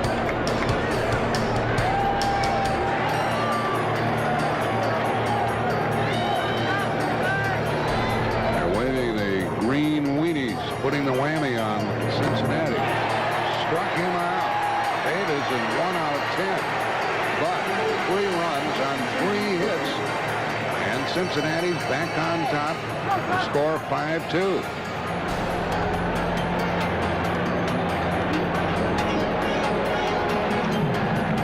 Very nice, Jack. Pirates bad in the 5th inning. Let's look back at a championship moment in the National League from 1972. We'll have a look at that after Jackson pitches, and Jeff King lines one into left, foul and out of play. King is 0 for 2 with a strikeout, and he grounded out to third base. After Jeff King does something on or out, we'll have a look back at the championship moment in 1972 that you'll enjoy. King with a bad back, 0 for 2. And apparently didn't get a call on a wonderful defensive play he made at third base, and it cost Pittsburgh a run. Danny Jackson with new life. He had that tough 4th inning. Bob Prince, a longtime announcer, retired here a couple of years ago for the Pittsburgh Pirates, suggested to the fans that they bring out that green weenie and put the whammy on the opposition. Here's King punting foul. Make the count 2-2. And also is a good luck charm for the Buccos. Prince, a member of the broadcasting wing of the Hall of Fame, was a wonderful broadcaster here. Whatever he suggested, the fans went along with. Then he came up with babushka power. He had all the gals wearing babushkas to the ballpark. And they did believe in those days. And they believe this year, too. And they want to believe again. First time in the playoffs in 79. Remember, Jackson had that trouble in the 4th with 3 hits and a couple of walks. And the pitcher made the last out with the bases loaded. Pirates have left 4. Goes to 3-2 to Jeff King. He's seeking his first hit in the playoffs. He is 0 for 4.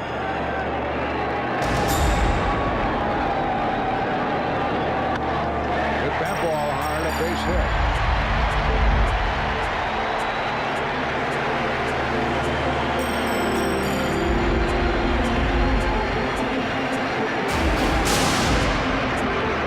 Jeff King leads it off. Different situation here, a 3-2 pitch. Pirates keep coming back. We're seeing the type of offensive production from both teams today that we used to seeing. Now Jay Bell, who has 1 for 2, is up.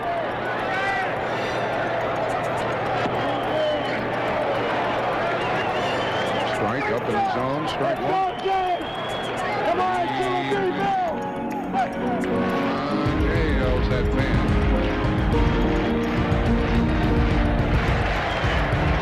Been an effective hitter with runners on base. 1-1. Reds have 8 hits and the Pirates now have 5.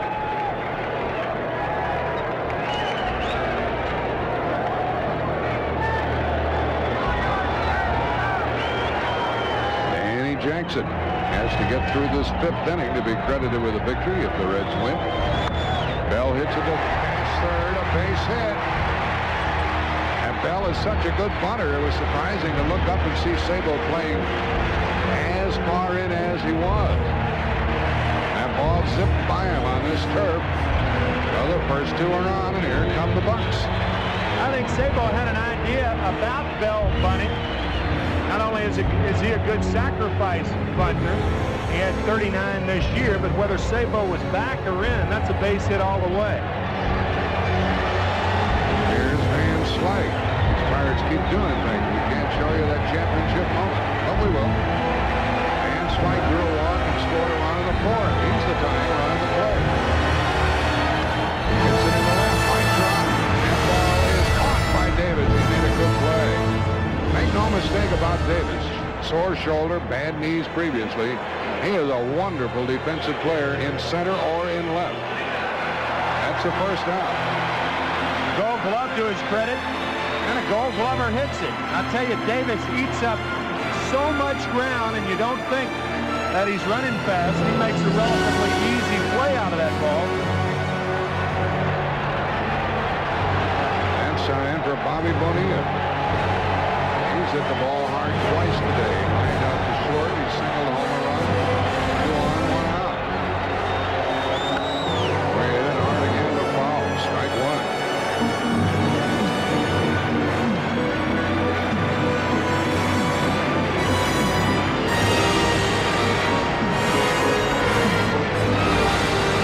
Always moving ball there.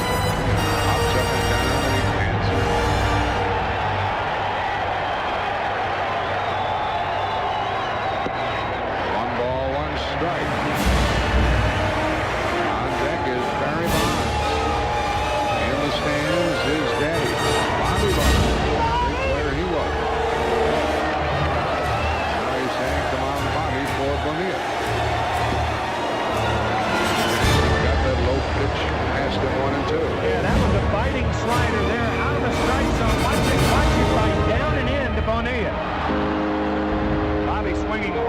That was a nasty slider from Jackson there. And Jackson's ahead on the count, 1-2.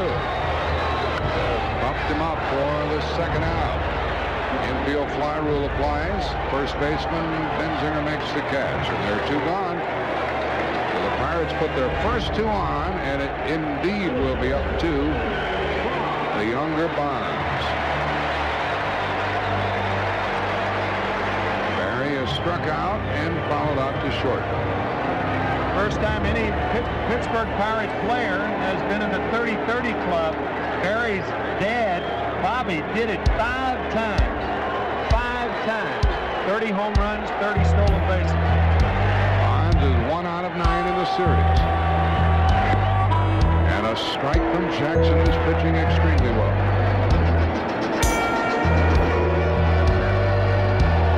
Here comes the Pirate train roaring through the stadium. Jackson ahead on the count, and Bonds looks at it low. There's Barry. In his head, sweats it out. Probably more nervous now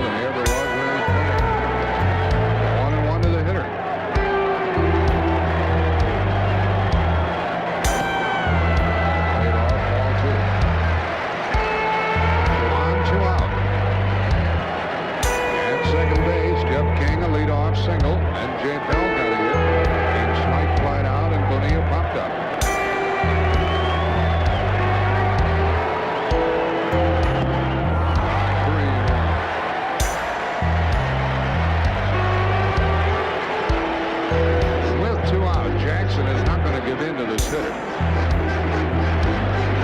Even if he has to pitch to the next batter with the bases loaded.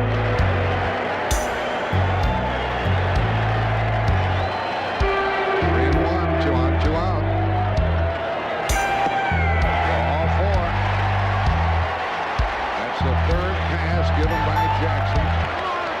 And he would rather do that than give in to Bonds. It loads the bases.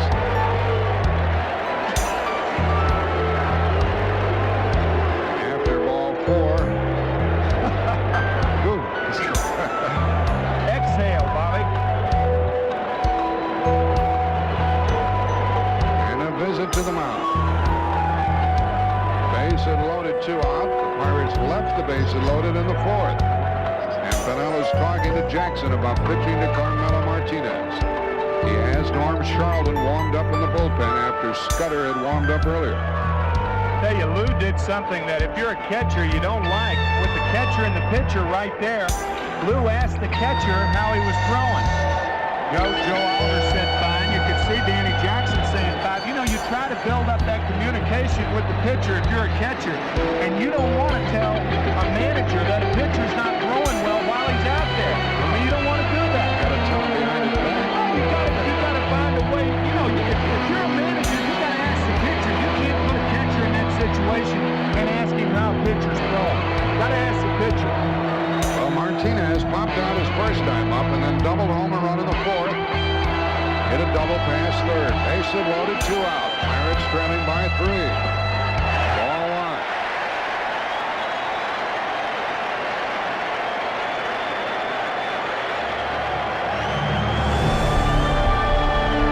Nice play by Oliver, using that catcher's mitt like a first baseman's glove.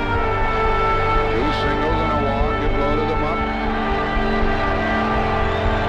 2 out.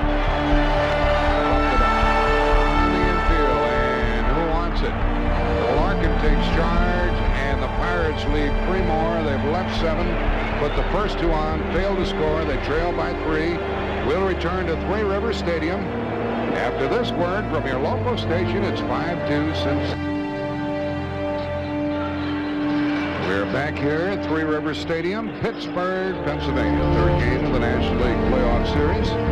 It's tied at a game apiece, but as we go into the 6th inning of this one, Cincinnati is on top by the score of 5-2. They've out-hit the Pirates 8-6. Pittsburgh has left 7. They left the bases loaded in the last 2 innings. With your blimp overhead showing us those shots, and we're coming around to the business hour. Here's a home run by Billy Hatcher in the 2nd, following a 2-out hit by Joe Oliver. Former Pirate player knocked one out of here for the first runs of the game. Pittsburgh came back to tie it, but with 2 on and 1 out in the 5th inning, a long ball struck again, and here we go into the 6th inning. First up, Glenn Braggs. Bill Landrum, the new pitcher, he pumps a strike in there. Braggs is 1 for 2. Landrum 7-3 and 13 saves during the season. He's a former member of the Cincinnati Club.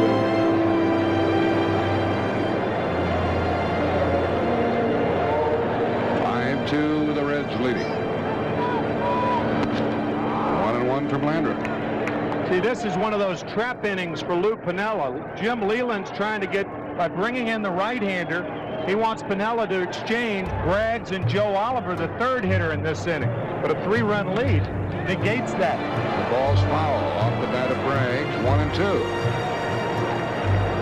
That's why when you start a left-handed pitcher, then the manager, Lou Piniella in this case, has mostly right-handed hitters in there. So Jim Leland brings in the right-hander to get Lou to maybe change, put in a pinch hitter. But Lou's not biting because he's got a 3-run lead. Tie ball game, you might see a change here. Looks like they're looking across a poker table at each other. 5-2, the Reds on top. See who has the best cards.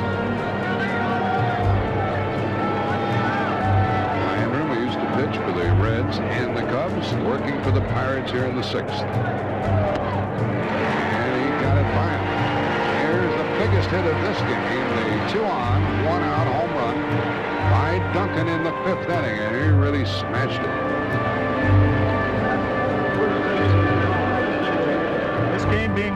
in 61 countries, including the Dominican Republic. And I'll guarantee you they are dancing in the streets of San Pedro de Macorís. That's where Mariano hails, along with a ton of other Major League Baseball talent. Benzinger is up. Switch hitter is 1 for 2. And he skies it for Van Slyke. Can he get there? Yeah, a good play. 2 out. Van Slyke can go get him. Takes a hit away from Benzinger. This ball had too much hang time. Todd hits it well, but Van Slyke with a good jump, and he makes a rather easy play out of it. Tell you, between Van Slyke and Barry Bonds, you're not going to see a lot of balls fall in left center field. They can flat track them down. Oliver is singled and grounded into a double play, and Landrum gets a strike. In the top of the 6th, 5-2 Cincinnati.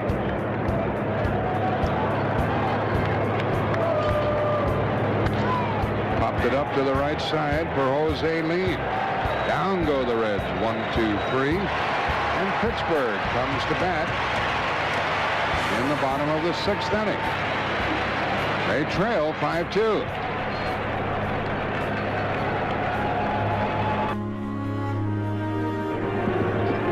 When you come to the Steel City of Pittsburgh, you can ride this Duquesne incline and have a look from this view, coming down the side of the mountain. Or rent yourself a blimp and take this look.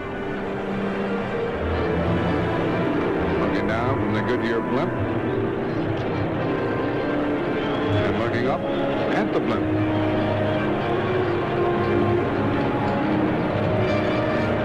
Bobby Bonilla on the bench. Wondering if his club can come back. They trail by 3. He'll get another whack at it before it's over. There's our line score. 2 home runs have accounted for all the Cincinnati runs. And Pittsburgh has twice left the bases loaded. Now they send up their number 7 hitter, Don Slaught. He's had a double. And he was given a walk. That walk, an intentional walk the last time up in the 4th inning to load the bases. And with 1 out, Jose Lean struck out. That's the biggest pitch of this ball game for Danny Jackson, the strikeout of Lean. Bases were loaded with 1 out at the time, and Jackson gets ahead on the count here in the bottom of the 6th. Then they'll send up Lean and then a pinch hitter, so the Pirates will need another hitter. Out of play, strike 2. Danny Jackson with surgery on his left toe, that put him out for last year. When he came back this year, he went on the disabled list 3 times and told me that one of the reasons was he was trying to do too much. His toe gave him problems. He tried to compensate and ended up hurting his shoulder. They thought initially it was a rotator cuff injury, but he went out the next day. He said, I'm going to prove the doctors wrong. He did, and that's why he came back in September. And as you see today, he is throwing exceptionally well. Very miffed at the writers for asking him questions about his physical well-being. 0-2 to the batter. A broken bat, ground ball to Sabo. Have plenty of time, and he gets the first out. Now let's go down to James Brown with Bobby Bonds. All right, Jack, thank you very much. Obviously, your son's having a little difficult time right now. 1 for 9 in the series up to this point. Have you said anything to him at all? What have you noticed he hasn't been doing?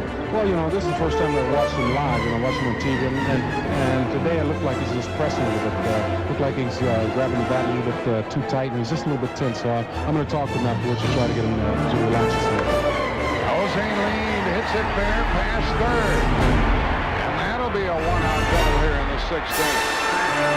Pirates are specializing in 2 base hits today. That's their 4th. Lean to saying, why didn't I do that with the bases loaded? I was thinking the same thing. Timing is everything. And here Jose Lean rifles one by Chris Sabo at 3rd base. As Jack said, the 4th double of the game, but he was called out on strikes the last time up. The bases loaded and 1 out. He would love to exchange that. It would be a tight ball game. At the time he was called out, the score score was 2-2, bases loaded, and only one out. He took the call, strike 3, and then Zane Smith tapped back to Danny Jackson. And we're going to have a pinch hitter for Bill Landrum, who pitched one perfect inning with a strikeout along the way. And that brings a visit to the mound by the pitching coach. Gary Reedus is going to pinch hit. Jackson's visited by Stan Williams. And Williams is going to make the pitching change. Stan Williams and Lou Piniella waiting until Gary Reedus was announced, and now they're going to go to the right-hander, Rob Dibble. So Dibble follows Jackson to the mound, 1 on, 1 out.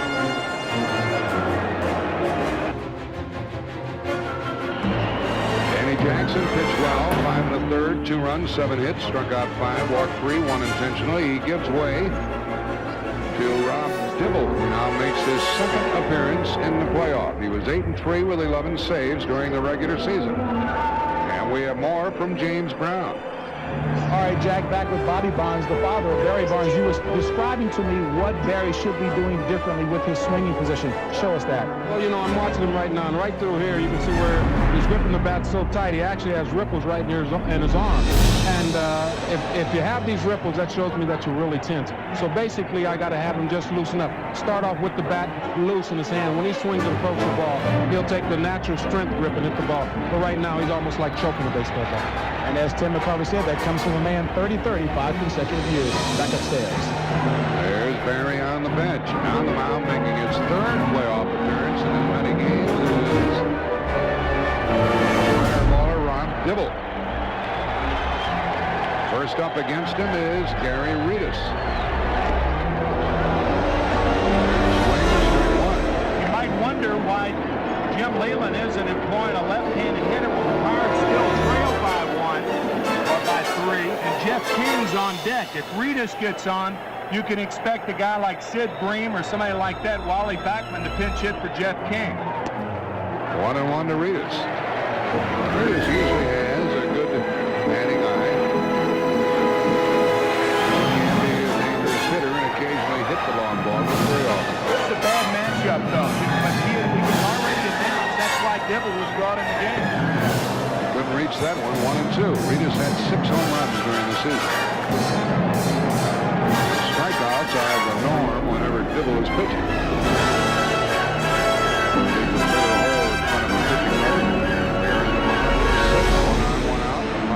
Cincinnati lead, 1-2 to Reedus. Former Cincinnati player.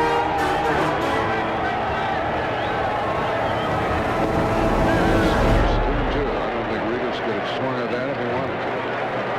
2-2.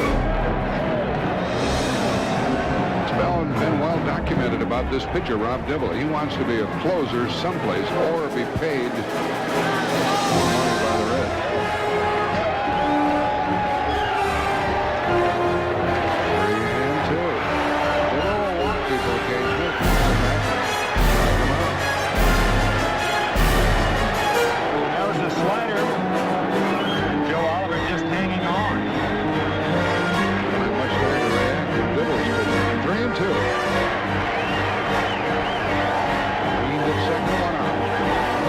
Coming with a 3-2 pitch.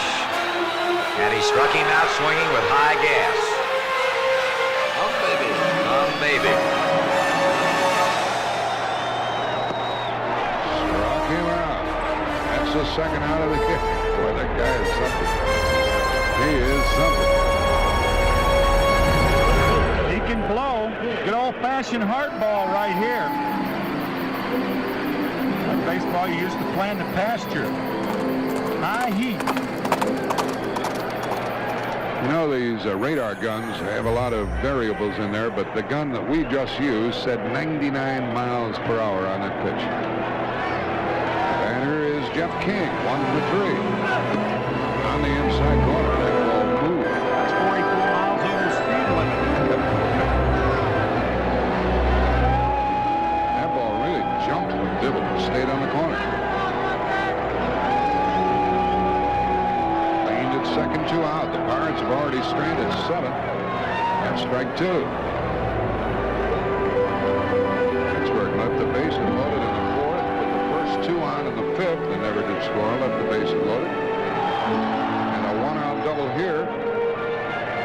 They wasted a leadoff double in the third. So they have missed some chances. What are you thinking, Mr. Dibble? You rub up that payload there. You're going to waste one.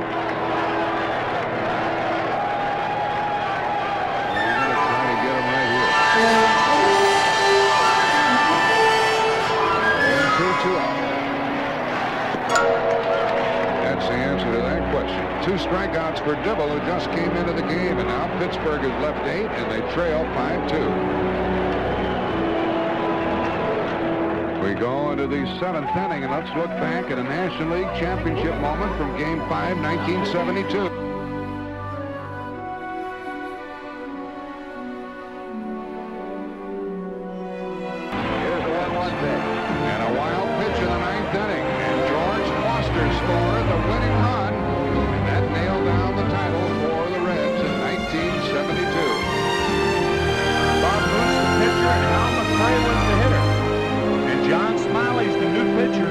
Pitcher of the day for the Pirates, his first appearance in the League Championship Series.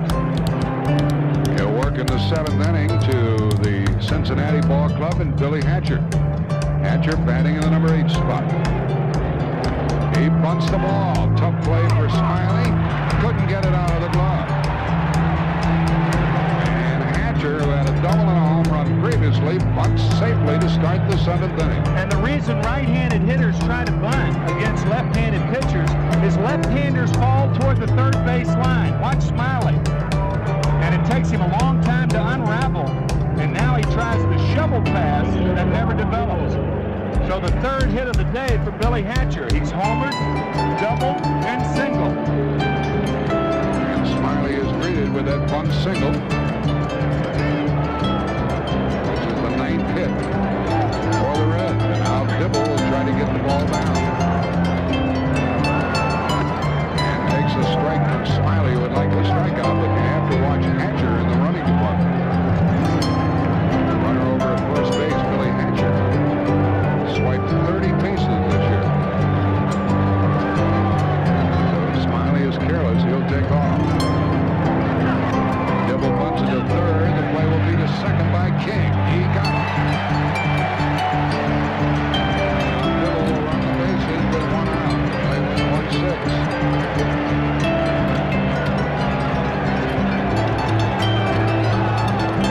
Running too hard. Jeff King makes the play to second base. And you see Jay Bell, sometimes a shortstop or a second baseman, they take on the posture of a first baseman. That's what Jay Bell was doing right there, just making sure of the lead runner. Oh, here's your favorite play. They put a jacket on Rob Dibble running the bases at first. 80 degrees. Rob Dibble's going to put the jacket on. One of the more overrated things in this grand game.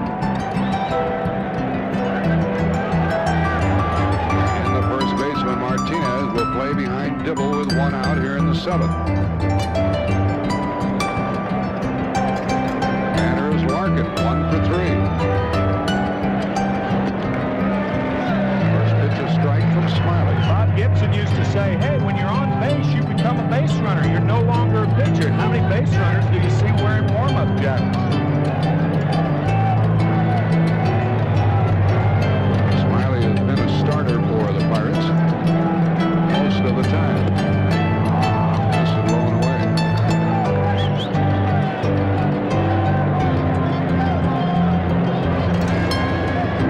Martinez playing behind Dibble, of course. I mean, Dibble, a relief pitcher. He's not going anywhere. Martinez then moving into the hole in case Larkin spanks it that way. 1-1 pitch has popped up, and that should be the 2nd out. Leaned is under it. The 2nd out. Well, tonight on CBS, their programming commences with Uncle Buck, no relation, followed by Major Dad, no relation, and then supplied programming the 24th Annual Country Music Association Awards. All of that tonight on CBS.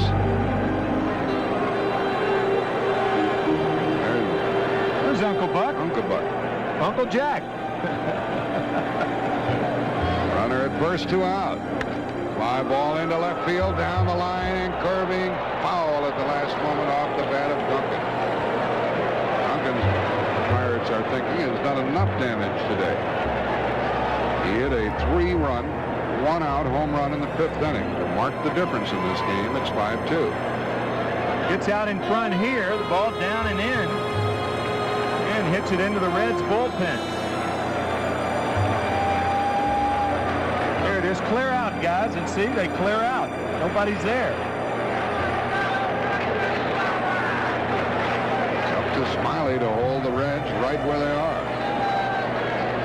And the Pirates have the tough task of trying to break through against Dibble, or maybe Charlton, or maybe Myers. Line drive and another base hit for Duncan. He's 2 for 4. Dibble stops at second. Well, had the sacrifice worked in this inning, that would have been another run for Cincinnati. Instead, they're 2 on, 2 out. Perez talking with Duncan.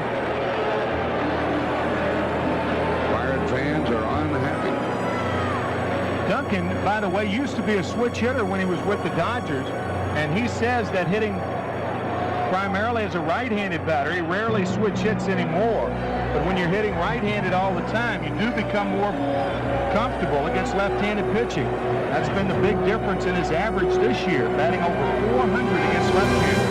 They ball is 1 for 3. Strike on the inside corner. Line pitch from John Smiley. 4 out of 17 during his career against this pitcher for Chris. The Reds have left only 2. Pirates have left 8. Broken bat knocked fly into center. Van Slyke got there for the out. Now the Reds lead 2, and they've left 4 at 7th inning stretch time here in Pittsburgh. Cincinnati with 2 home runs has the lead, 5-2.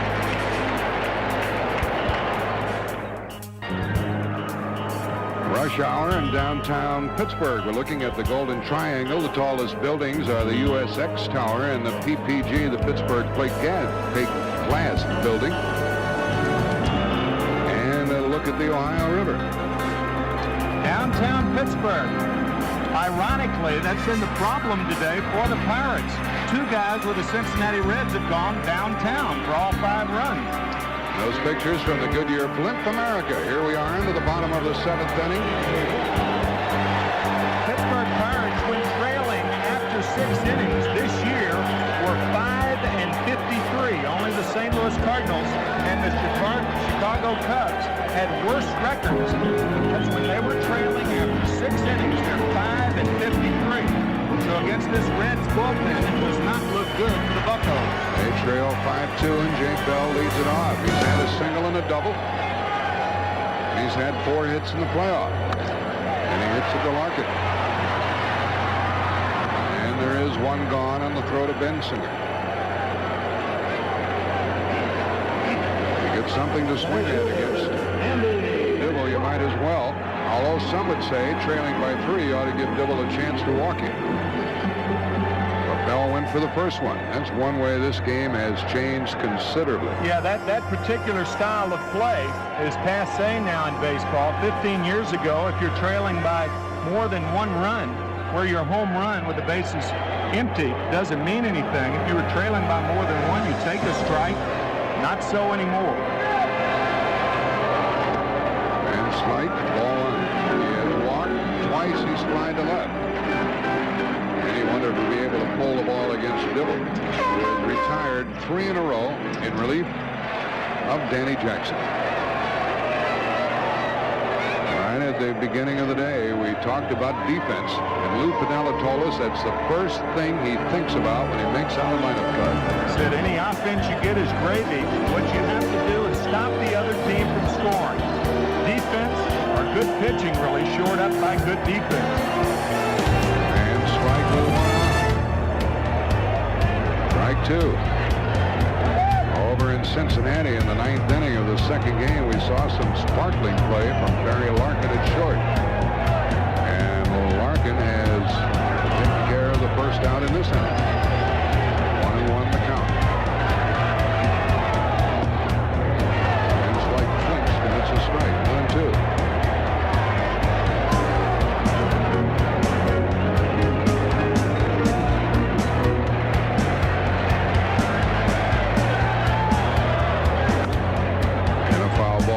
Van Slyke up there, 1-2 with 1 out. Dibble retired the first 2 that he faced on strikes in the 6th. Got fell on a ground ball. He's working up a sweat here in the 7th inning. That's the same guy who had his jacket on running the base. He's not warm. 1-2. And the 3rd strikeout for Dibble. I know you Cincinnati fans would like to see that work by Barry Larkin the 9th inning the other day. Barry Bonds leading off the game, a 1-run ball game, 2-1. And look at this play by Larkin. That's a wow. Barry Bonds thought it was going to be a base hit. Then he made a rather fine play for the 2nd out. It was the Barry Larkin show in the 9th at Cincinnati as they won their first game. Dibble with the bases empty, 2 out to Bonilla. High fly ball, playable for Davis. And in the 7th, the Pirates go down in order, and Dibble has set down 5 in a row. Now we've played 7 innings. Reds still lead 5-2. This shows you the outline of the football field that was used yesterday here. And right after the Steelers defeated San Diego, the ground crew went to work. They worked till 7 o'clock this morning getting this field ready for baseball. And it takes us into the 8th inning. And the first pitch is popped foul and out of play by Eric Davis. Chased by Slot, nothing doing. The pitcher is Smiley. And our friends upstairs in the Goodyear Blimp showing us the pretty pictures of Pittsburgh and the rivers and the ballpark. In the football field there, it's a funny thing. The Pirates and the Steelers were both working out here on Saturday, and the Steelers were working on their kickoff return. And Andy Van Slyke went up to one of the guys and said, "What are you working on that for? You don't have an offensive touchdown ball there." Well, they did yesterday. Yeah, right.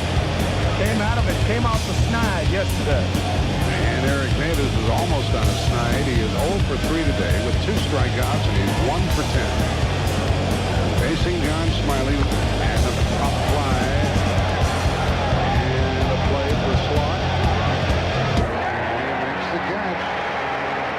And Eric Davis is going down too easily as far as Cincinnati fans are concerned. He's 0 for 4 and 1 for 11. Trading baseball cards, I believe. Where's the bubble gum? Probably in his mouth. No? The hat doesn't fit that kid, does it? No.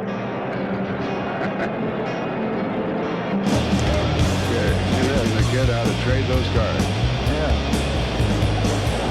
Now at the plate, it's Glenn Bragg. And strike 1 to him from Smiley, who was in his 2nd inning of work following Zane Smith and Bill Landrum to the mound. Instead of kickoff return, the Steelers were practicing their kickoff the other day.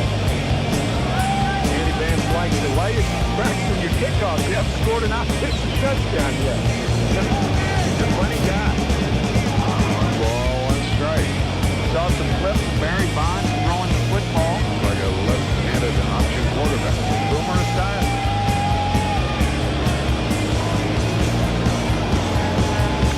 Bragg hits it up the middle. There's Jose Lee. He's always waiting for the ball. Boy, he has some range. Got over there in a hurry. 2 out. Broke the bat and grounded out to 2nd.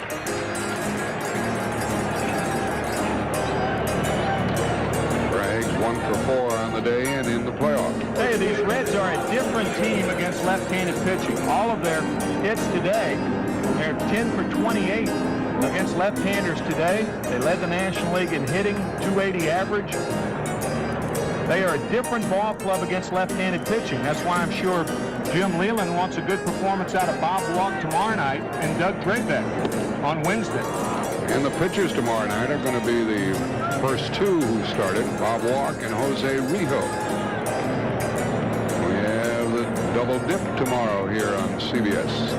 American League, National League. Benzinger hits it to Lean. That's all for Cincinnati in the 8th. Now the Pirates trailing by 3, 5-2 will send up Bonds to lead it off.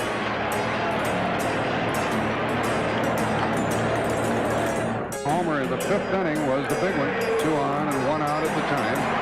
Billy Hatcher hit a 2-run homer in the 2nd. It's 5-2. And a new pitcher. Norm Charlton was the loser in relief in the 1st game. He takes over in the 8th inning with an eye toward retiring.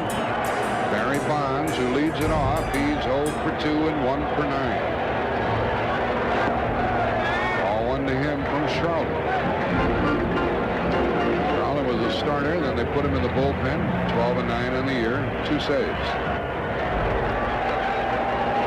Bonds chased the low pitch, and Duncan missed him at first. And the Pirates get the lead off.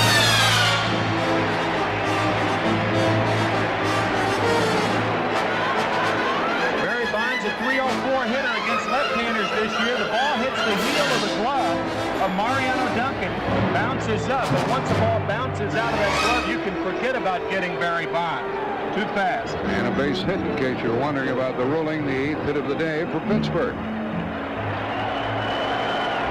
Charlton has a pretty fair move for a left-hander. I'm surprised they're holding him on. 8th inning, they've got a 3-run lead. Of course, Bonds will run innings. That's where baseball has changed. And Martinez doesn't hit the ball that way a lot. Martinez 1 for 3, strike to him. Martinez popped to first. He doubled on the run of the 4th, and then he popped out with a base loaded in the 5th.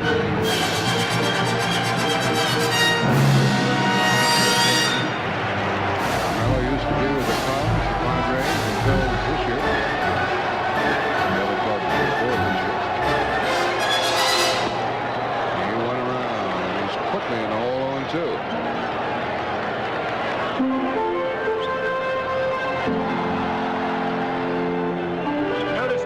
Don't have either their shortstop or their second baseman cheating at second base. Reds infield, double play depth, the outfield deep. And playing Martinez slightly to pull, and he swings and he misses.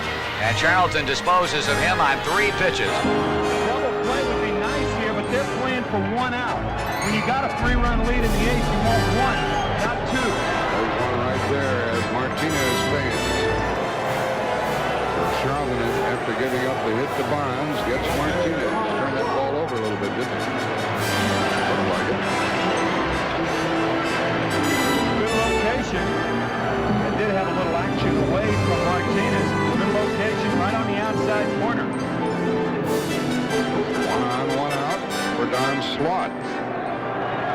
He's had a double and given a walk. 1 for 2. First pitch low. And once again, Lou Piniella's playing for 1 out. There are a lot of teams that don't do that. Duncan is straight away at second base. Larkin is straight away at shortstop. They're not cheating for the double play. See Duncan away from second. Larkin the same at short. And the pitch goes low, ball 2. They'll take the double play if it comes their way, but they're not playing out of position to try to enhance it. That's right. They're not cheating the second baseman towards second base. They're playing straight up and making sure they get 1 out. Pretty picture here at Three River Stadium. And Slaught hit it foul. 2-1. We have a doubleheader tomorrow on CBS, live at 3 Eastern Time. Game 3 between Boston and the Oakland A's. And then the second part of the twin bill tomorrow night at 8 Eastern for Game 4 of this series between Cincinnati and Pittsburgh. That's tomorrow on CBS. Pirates fans hungry for a rally. Bonds at first, 1 out. Dropped a strike in there, 2-2. You see that Charlton hasn't thrown over to first. He's not that concerned with Bonds. Leading by 3, 5-2 the score here in the 8th. He wants to get it out. Bonds might just run on his own, but he's not going. And it just missed. 3-2.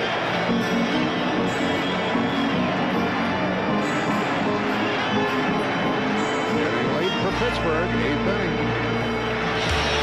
In order to win, they have to break through this Cincinnati bullpen. That's ball 4, and the tying run will come to the plate. The 4th walk given to the Pirates today.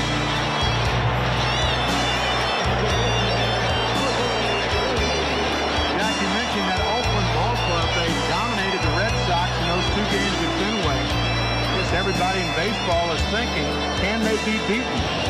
They They can beat you in a lot of ways. Starting pitching, bullpen, defense, the long average, the stolen base. What do you need? They have it. Jose Lean is up. He is 1 for 3. Pirates have already stranded 8 runners. 2 on, 1 out, and a strike to Jose. Chico, they call. He struck out with the bases loaded and 1 out in the 4th inning of this game. One of the big outs of the game. Hit a home run in Game 2 over in Cincinnati.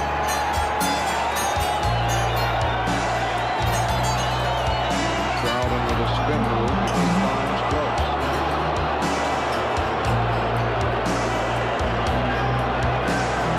You can do that to second base. You can't do that to first base when you're on the rubber. Lean. Ball went low. 1-1. Big spot here for Pittsburgh. Single by Bonds, an infield hit, then a walk. Pitcher due up next. Riley's in the on-base circle, but of course they'll pinch hit. Pirates trail by 3. Lean was late, 1-2.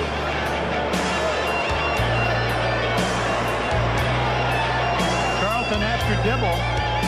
Fastballs followed by more fastballs. Looked like the catcher wanted that pitch up, didn't he? 1-2 into third base. Out at second. Save for first, gets away. And a run scores. It's 5-3. And Duncan really didn't have much of a chance to complete the double play. Well, that's because they were playing straight away. Once again, you do take that chance. Duncan had a long way to go to second base. He wasn't cheating as he normally would, especially with Jose Lean batting. Lean has that inclination to go the other way, so because of that, Duncan probably should have held the ball. But he elects to go to first off balance. Even a good throw doesn't have Lean, but the bad throw scores Bonds.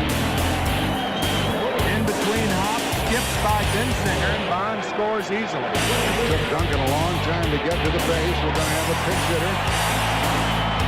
Tying run will be at the plate in the person of R.J. Reynolds. Go back for Smiley. Here in the 8th. Smiley pitched 2 shutout innings. And ball 1. Runner at first, Lean swiped 8 bases.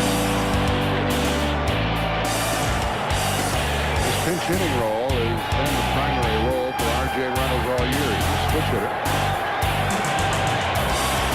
Had 8 pinch hits during the season. Knows the strike zone and he takes ball 2.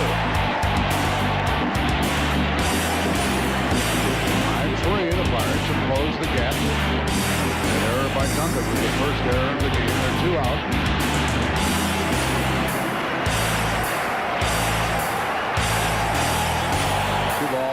Strikes to R.J. Ball 3. Charlton is opening the door.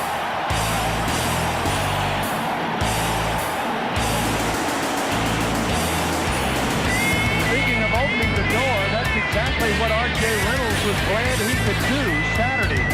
After he was driving his Corvette to the workout, and he was rear-ended. His head went a bit against the dash. He had a headache, a sore back. So he is lucky that he could open the door after that crash coming to his workout on Saturday. But he is A-OK. First 2 out, 3-0 to the batter. Right, 3-1. See if we get the action out of the Pirates here. Probably not in the running department. It's the first inning of work for Charlton. He's given up a hit and a walk. Runner not going. In the strike zone, 3-2. Just caught the outside corner. As you see, Joe Oliver outside, and that ball was indeed a strike. Bensinger drops behind Lean to a go to pitch. He's at first, 2 out. Runner going. Popped up.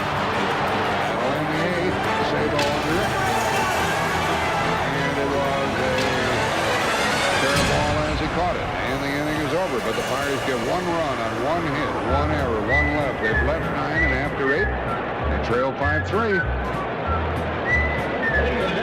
Ron Howard. I don't blame him for not liking it. If I looked like Ron Howard when he was a kid, I wouldn't like it either. He looks better now. Look at Opie. Opie's not now. I wouldn't like that either. Here we go into the 9th inning with Belinda, and he gives up a base hit to Joe Oliver. He won't try for 2 against Bonds. Bonds had that ball to second about the time Oliver got to first, but for Joe Oliver, his 2nd hit of the day. Ron Howard, however, has turned out to be a real good-looking guy. Don't try to make up. I heard you. We heard you. This fastball to Joe Oliver lined to left field, so his 2nd hit of the day, and the first hit off a right-hander today for the Reds. We're going to have a runner for Oliver, and it's going to be Bates. Bates is the one thrown out by LaVallere the other day in Game 2. Or in Game 1. 1st and 2nd, 1 out. Eric Davis took off for 3rd. I don't know whether Chris Sabo is saying that's it for me or it for my bat. And let's see what the batter does.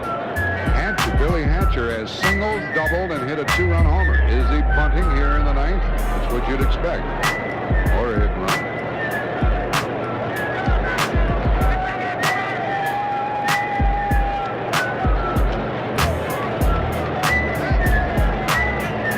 Billy Bates, the runner. Hatcher bunting foul.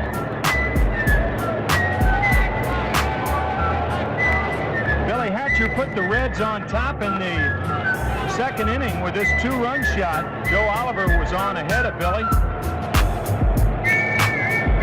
A 2-run homer, a 3-run homer by Mariano Duncan, and that has been it for the Reds. They have a 2-run lead here in the 9th. I'd like to get this runner all the way around.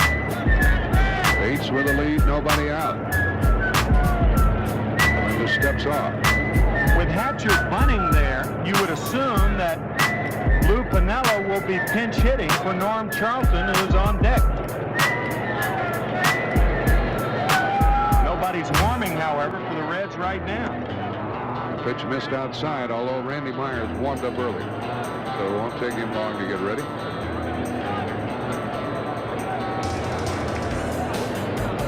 I think Jeff Reed's coming in from the bullpen.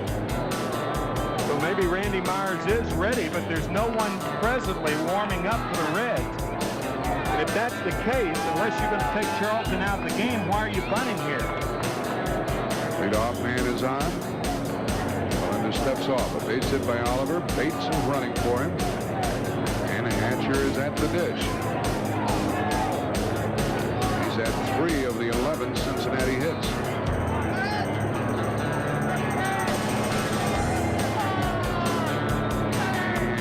In the air, and that's the first out of the inning. Boy, a manager hates to have something like that happen. Martinez made the catch as Hatcher fronted the ball too hard. Gets the bat head under the ball, and an easy play for Martinez. So Jeff Reed now is going to be the pinch hitter since he's going to come into the. No, it's going to be Hal Morris. Reed's in the game already. Lou Piniella, we've talked about it. He does have the luxury of carrying only 9 pitchers, 9 durable pitchers. So he does have 2 more extra players than Jim Leland has. Norm Charlton is being lifted. He pitched 1 inning, 1 run, 1 hit, 1 strikeout, 1 walk. And Randy Myers will work the bottom of this 9th inning. Al Morris is up, 1 on, 1 out.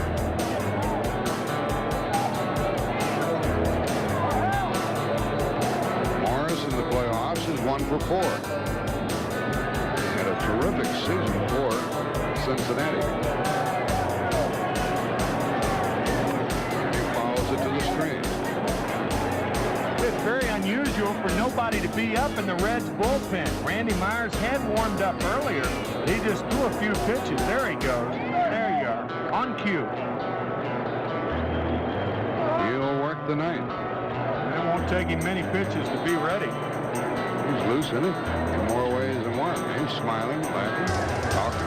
Gabbard baits the runner at first, being held by Martinez. There goes the runner, and it's a perfect hit and run, and it's going to result in a base hit.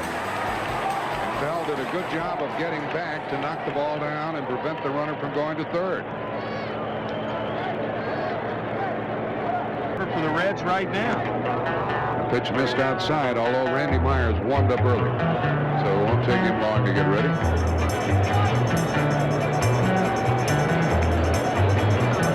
I think Jeff Reed's coming in from the bullpen. So maybe Randy Myers is ready, but there's no one presently warming up for the Reds. And if that's the case, unless you're going to take Charlton out of the game, why are you bunting here? Leadoff man is on. Runner steps off. A base hit by Oliver. Bates is running for him. And Hatcher is at the dish. He's had 3 of the 11 Cincinnati hits.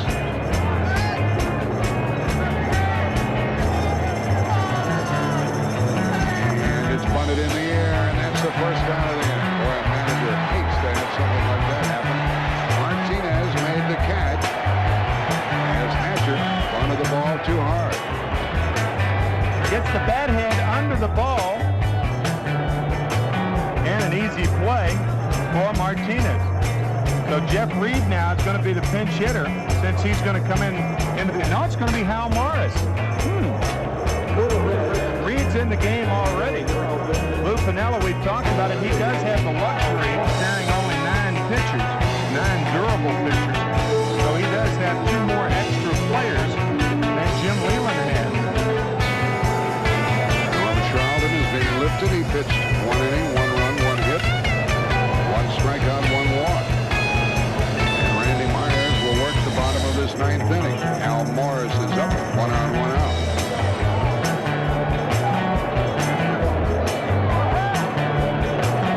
Morris in the playoffs is 1 for 4. And a terrific scene for Cincinnati. He follows it to the screen. It's very unusual for nobody to be up in the Reds bullpen. Randy Myers had warmed up earlier, but he just threw a few pitches. There he goes. There you are. On cue. He'll work the 9th. It won't take him many pitches to be ready. He's loose in it in more ways than one. He's smiling, laughing, talking, gabbering. Bates the runner at first, being held by Martinez. There goes the runner, and it's a perfect hit and run, and it's going to result in a base hit. Bell did a good job of getting back to knock the ball down and prevent the runner from going to third. So Piniella does some running, and it pays off. Otherwise, that would have been a double play. Well, sometimes you have the wrong guy covering. Jay Bell is covering on this play. Had it been the other way around and Jose Lind had been covering, could be a double play, or at least 1 out. But Lind is playing Morris the pull, so it would make sense that Bell would be covering. And he makes a nice recovery there to prevent Bill Bates going to third base. So instead of first and third, it's first and second. It was a nice play by Bell. He recovered nicely.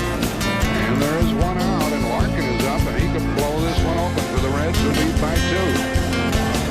5-3 Cincinnati, 9th inning, 2 on, and 1 out. Lind in trouble in his first inning of work. Larkin has had a hit, 1 for 4. Ball 1 to him.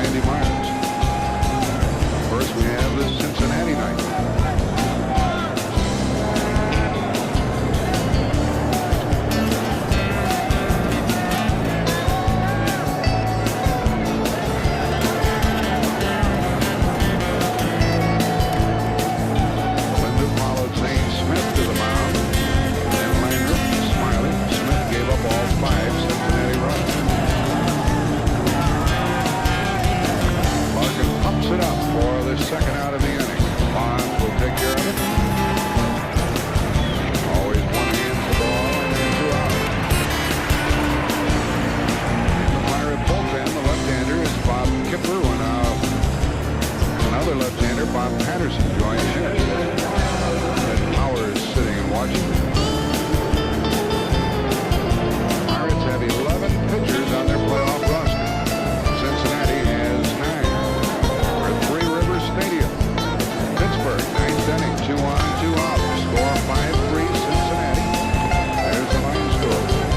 The Reds have hit 2 home runs. There is a half swing and the batter held up.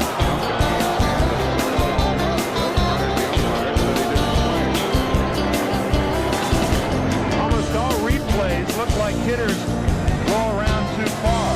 I think Dutch is right there. There you go. You think so? Nope, neither did Dutch. He's the one who counts. 2 on, 2 out. And ball 1 to the batter, Duncan. Ball 2 from Stan Belinda. You obviously disagree. I mean, Well, Jim Leland didn't get too upset about it. I thought he did across the plate, but it doesn't go a little too far. There the Pirates down by a couple. Sid Breed with a bat in his hands. He might be batting in the 9th inning. And the catcher, Slot, goes to the mound to talk it over. Here comes Ray Miller.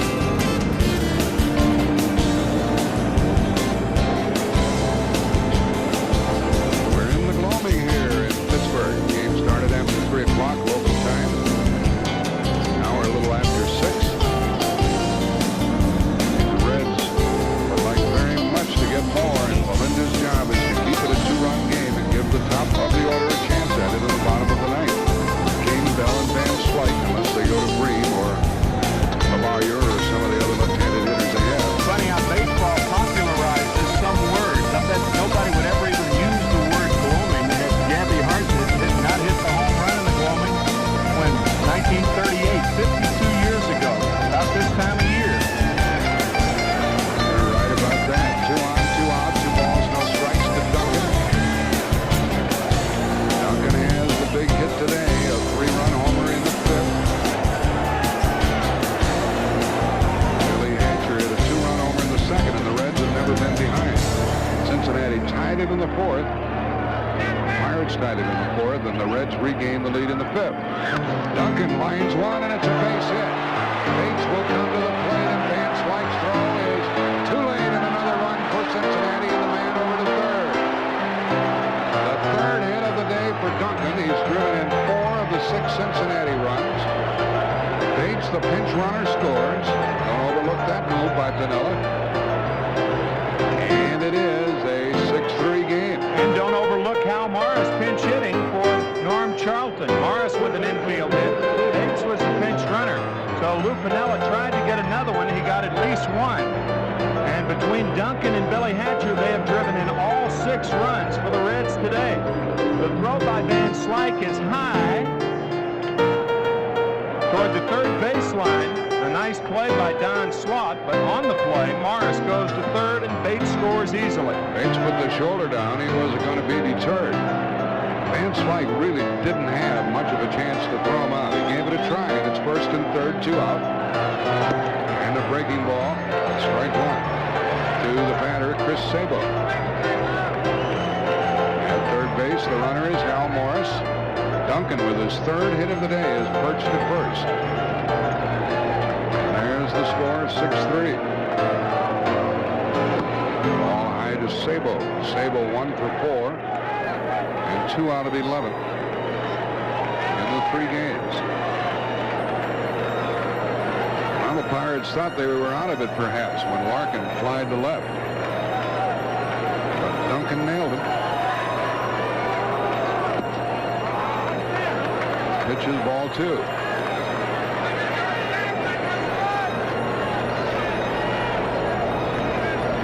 Cincinnati got 5 runs off the starter, Zane Smith, and now 1 off Belinda, who had pitched 2 perfect innings in another game.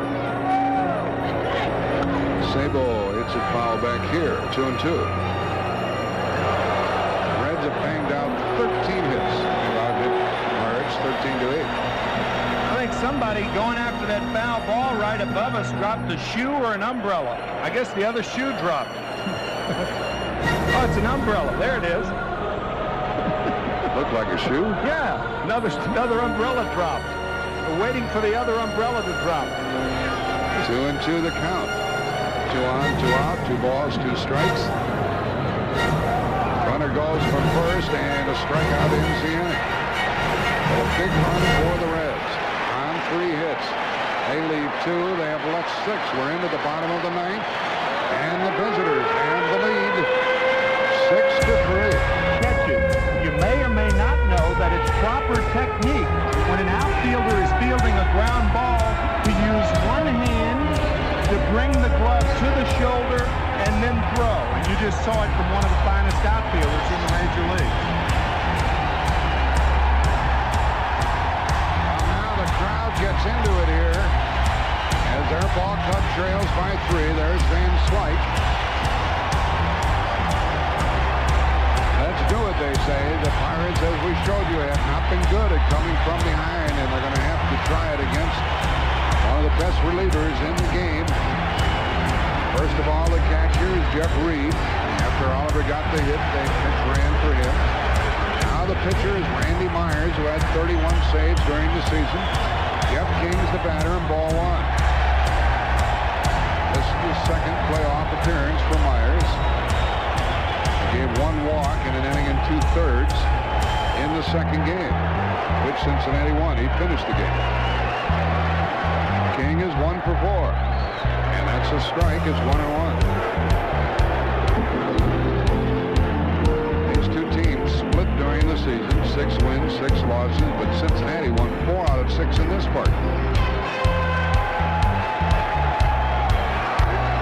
And a foul ball carries into the stands as Myers came chasing over. He expected a big gust of wind to blow the ball back to him. That's Myers for you. He applies himself. Well, he's a tenacious competitor, and he was traded for a tenacious competitor. You don't see many pitchers near the dugout. Open the gate, Randy said. Oh, baby, don't go running in here. The reason that trade was made, the Mets needed a left-hander that threw ground balls. Randy Myers is not a ground ball pitcher, and he fits in very well with Rob Dibble and Norm Charlton. Myers was a short man who could go on his own, and did this year. The Elite Man of the Year. Jeff King took a strike. He went around, according to the plate umpire, Paul Runge. That's the first out here in the 9th inning. King apparently didn't think that he had swung the bat. That's the first out in the 9th. Well, you saw Mariano Duncan almost go around, and now Jeff King's probably saying, hey, I didn't go around any more than Duncan did. Just about the same. About the same, yeah. One was a strike, the other wasn't. Myers has retired the first man, and the Pirates need 2 runners to have a chance. They trail 6-3. And the batter, Jay Bell, takes a strike, as he should after showing the bunt. We're tied at a game apiece. This is the 3rd game. And we'll see who gets the edge. On the corner, and strike 2. Randy got the edge on that one, the edge of the outside corner. Say, when you throw that hard and you live on the edge like Randy can, I mean, he's a control pitcher along with a guy who throws hard.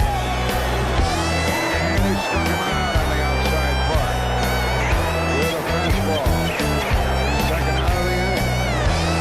See, this pitch is not on the fat part of the plate. It's right on the edge. Randy Myers continues to live on the edge. And now the Pirates, with 2 out and nobody on, trailing by 3 in the 9th. I have the left-handed batter, Van Slyke, up there. Andy has walked. He's 0 for 3. Ball 1. He's 2 out of 11 in the playoff. Jackson, Dibble, Charlton, Myers. They use all 3 of the nasties today.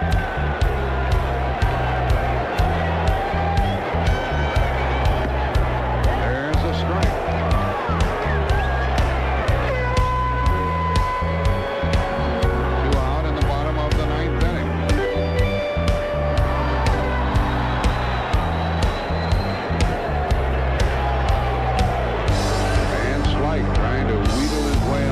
Somehow. Ian Barnes to foul.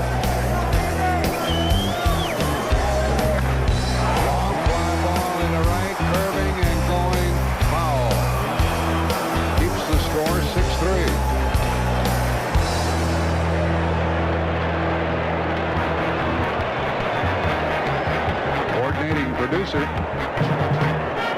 Major League Baseball on CBS is Rick Savita. Today's telecast directed by Joe Assetti, pregame show produced by Ed Gorn, directed by Duke Struck. Senior producer David Winter. Executive producer of CBS Sports is Ted Shaker, and the Reds lead 2-1. And Randy Myers struck out the side. Hard shot like that. And Slight, end of the day, 0 for 4. And the Reds come into this ballpark and win it by the score of 6-3. Myers straightens up on the mound, kicks and he throws, and a swing and a miss, and this one belongs to the Reds. Randy Myers strikes out the side in the 9th inning. The Reds win the first of 3 here in Pittsburgh, and in so doing, they take a 2-1 lead in the 1990 National League Championship Series. A final score, 6-3. Pittsburgh Pirates left 9, and that made the big difference in the game. Cincinnati left 6. They popped the long ball. Hatcher and Duncan with the home runs. And the Reds are on top 2-1 after winning today 6-3. We'll have some interviews coming your way.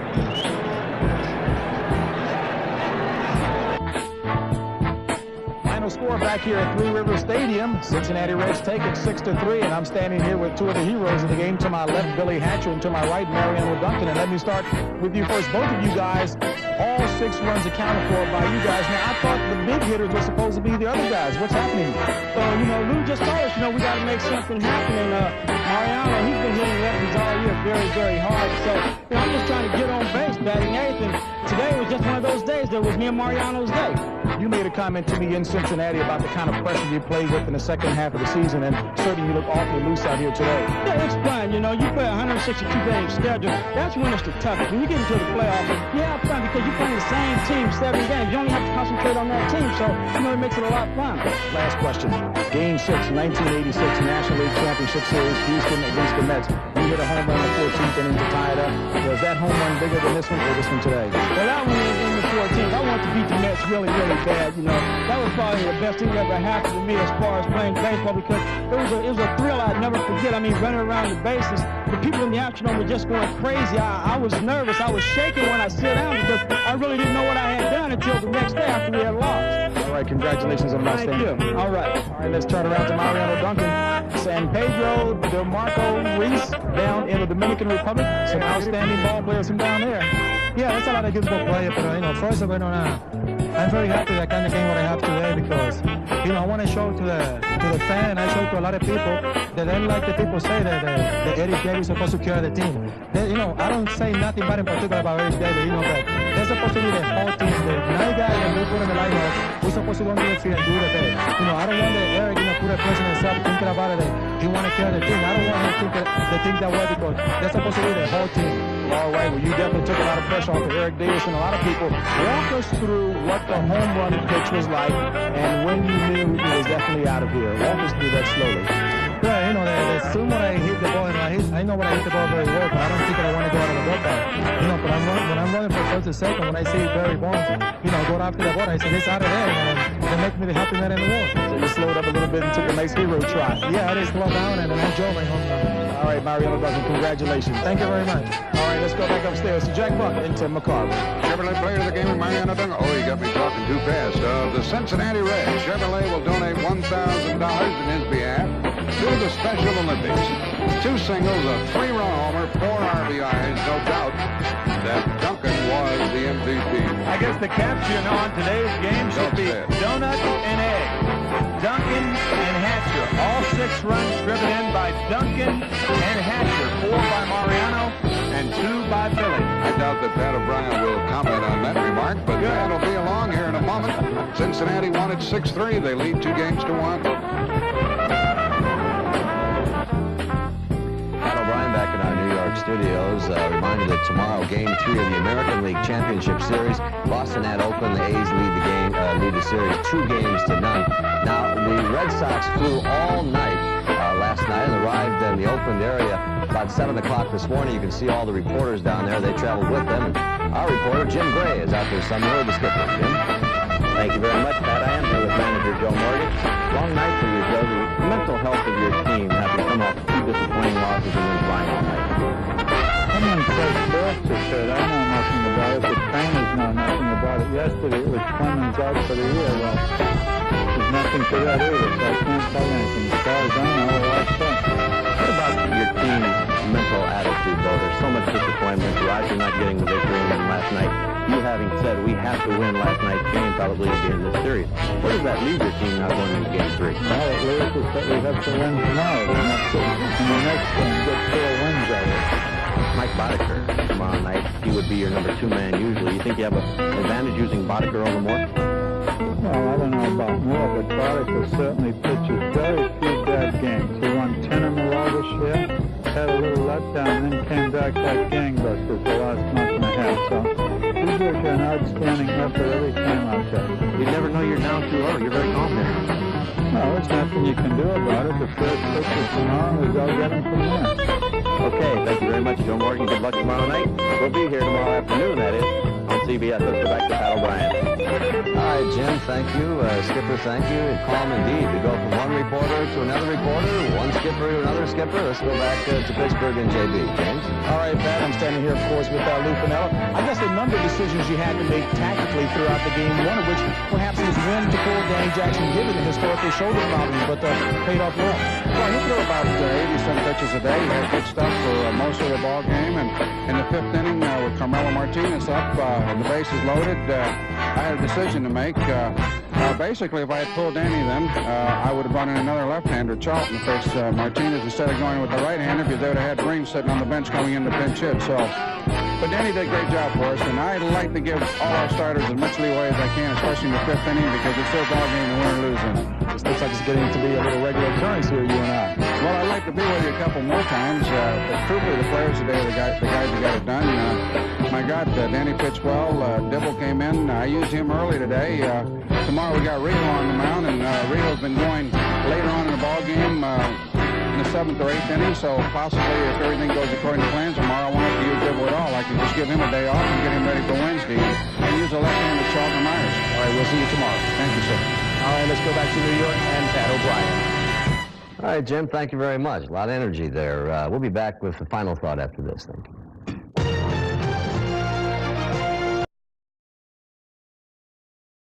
On the next Star Wars, Luke and Leia get a little closer. And Darth Vader gets to spend a little quality time with his son. And that's why you always leave a note.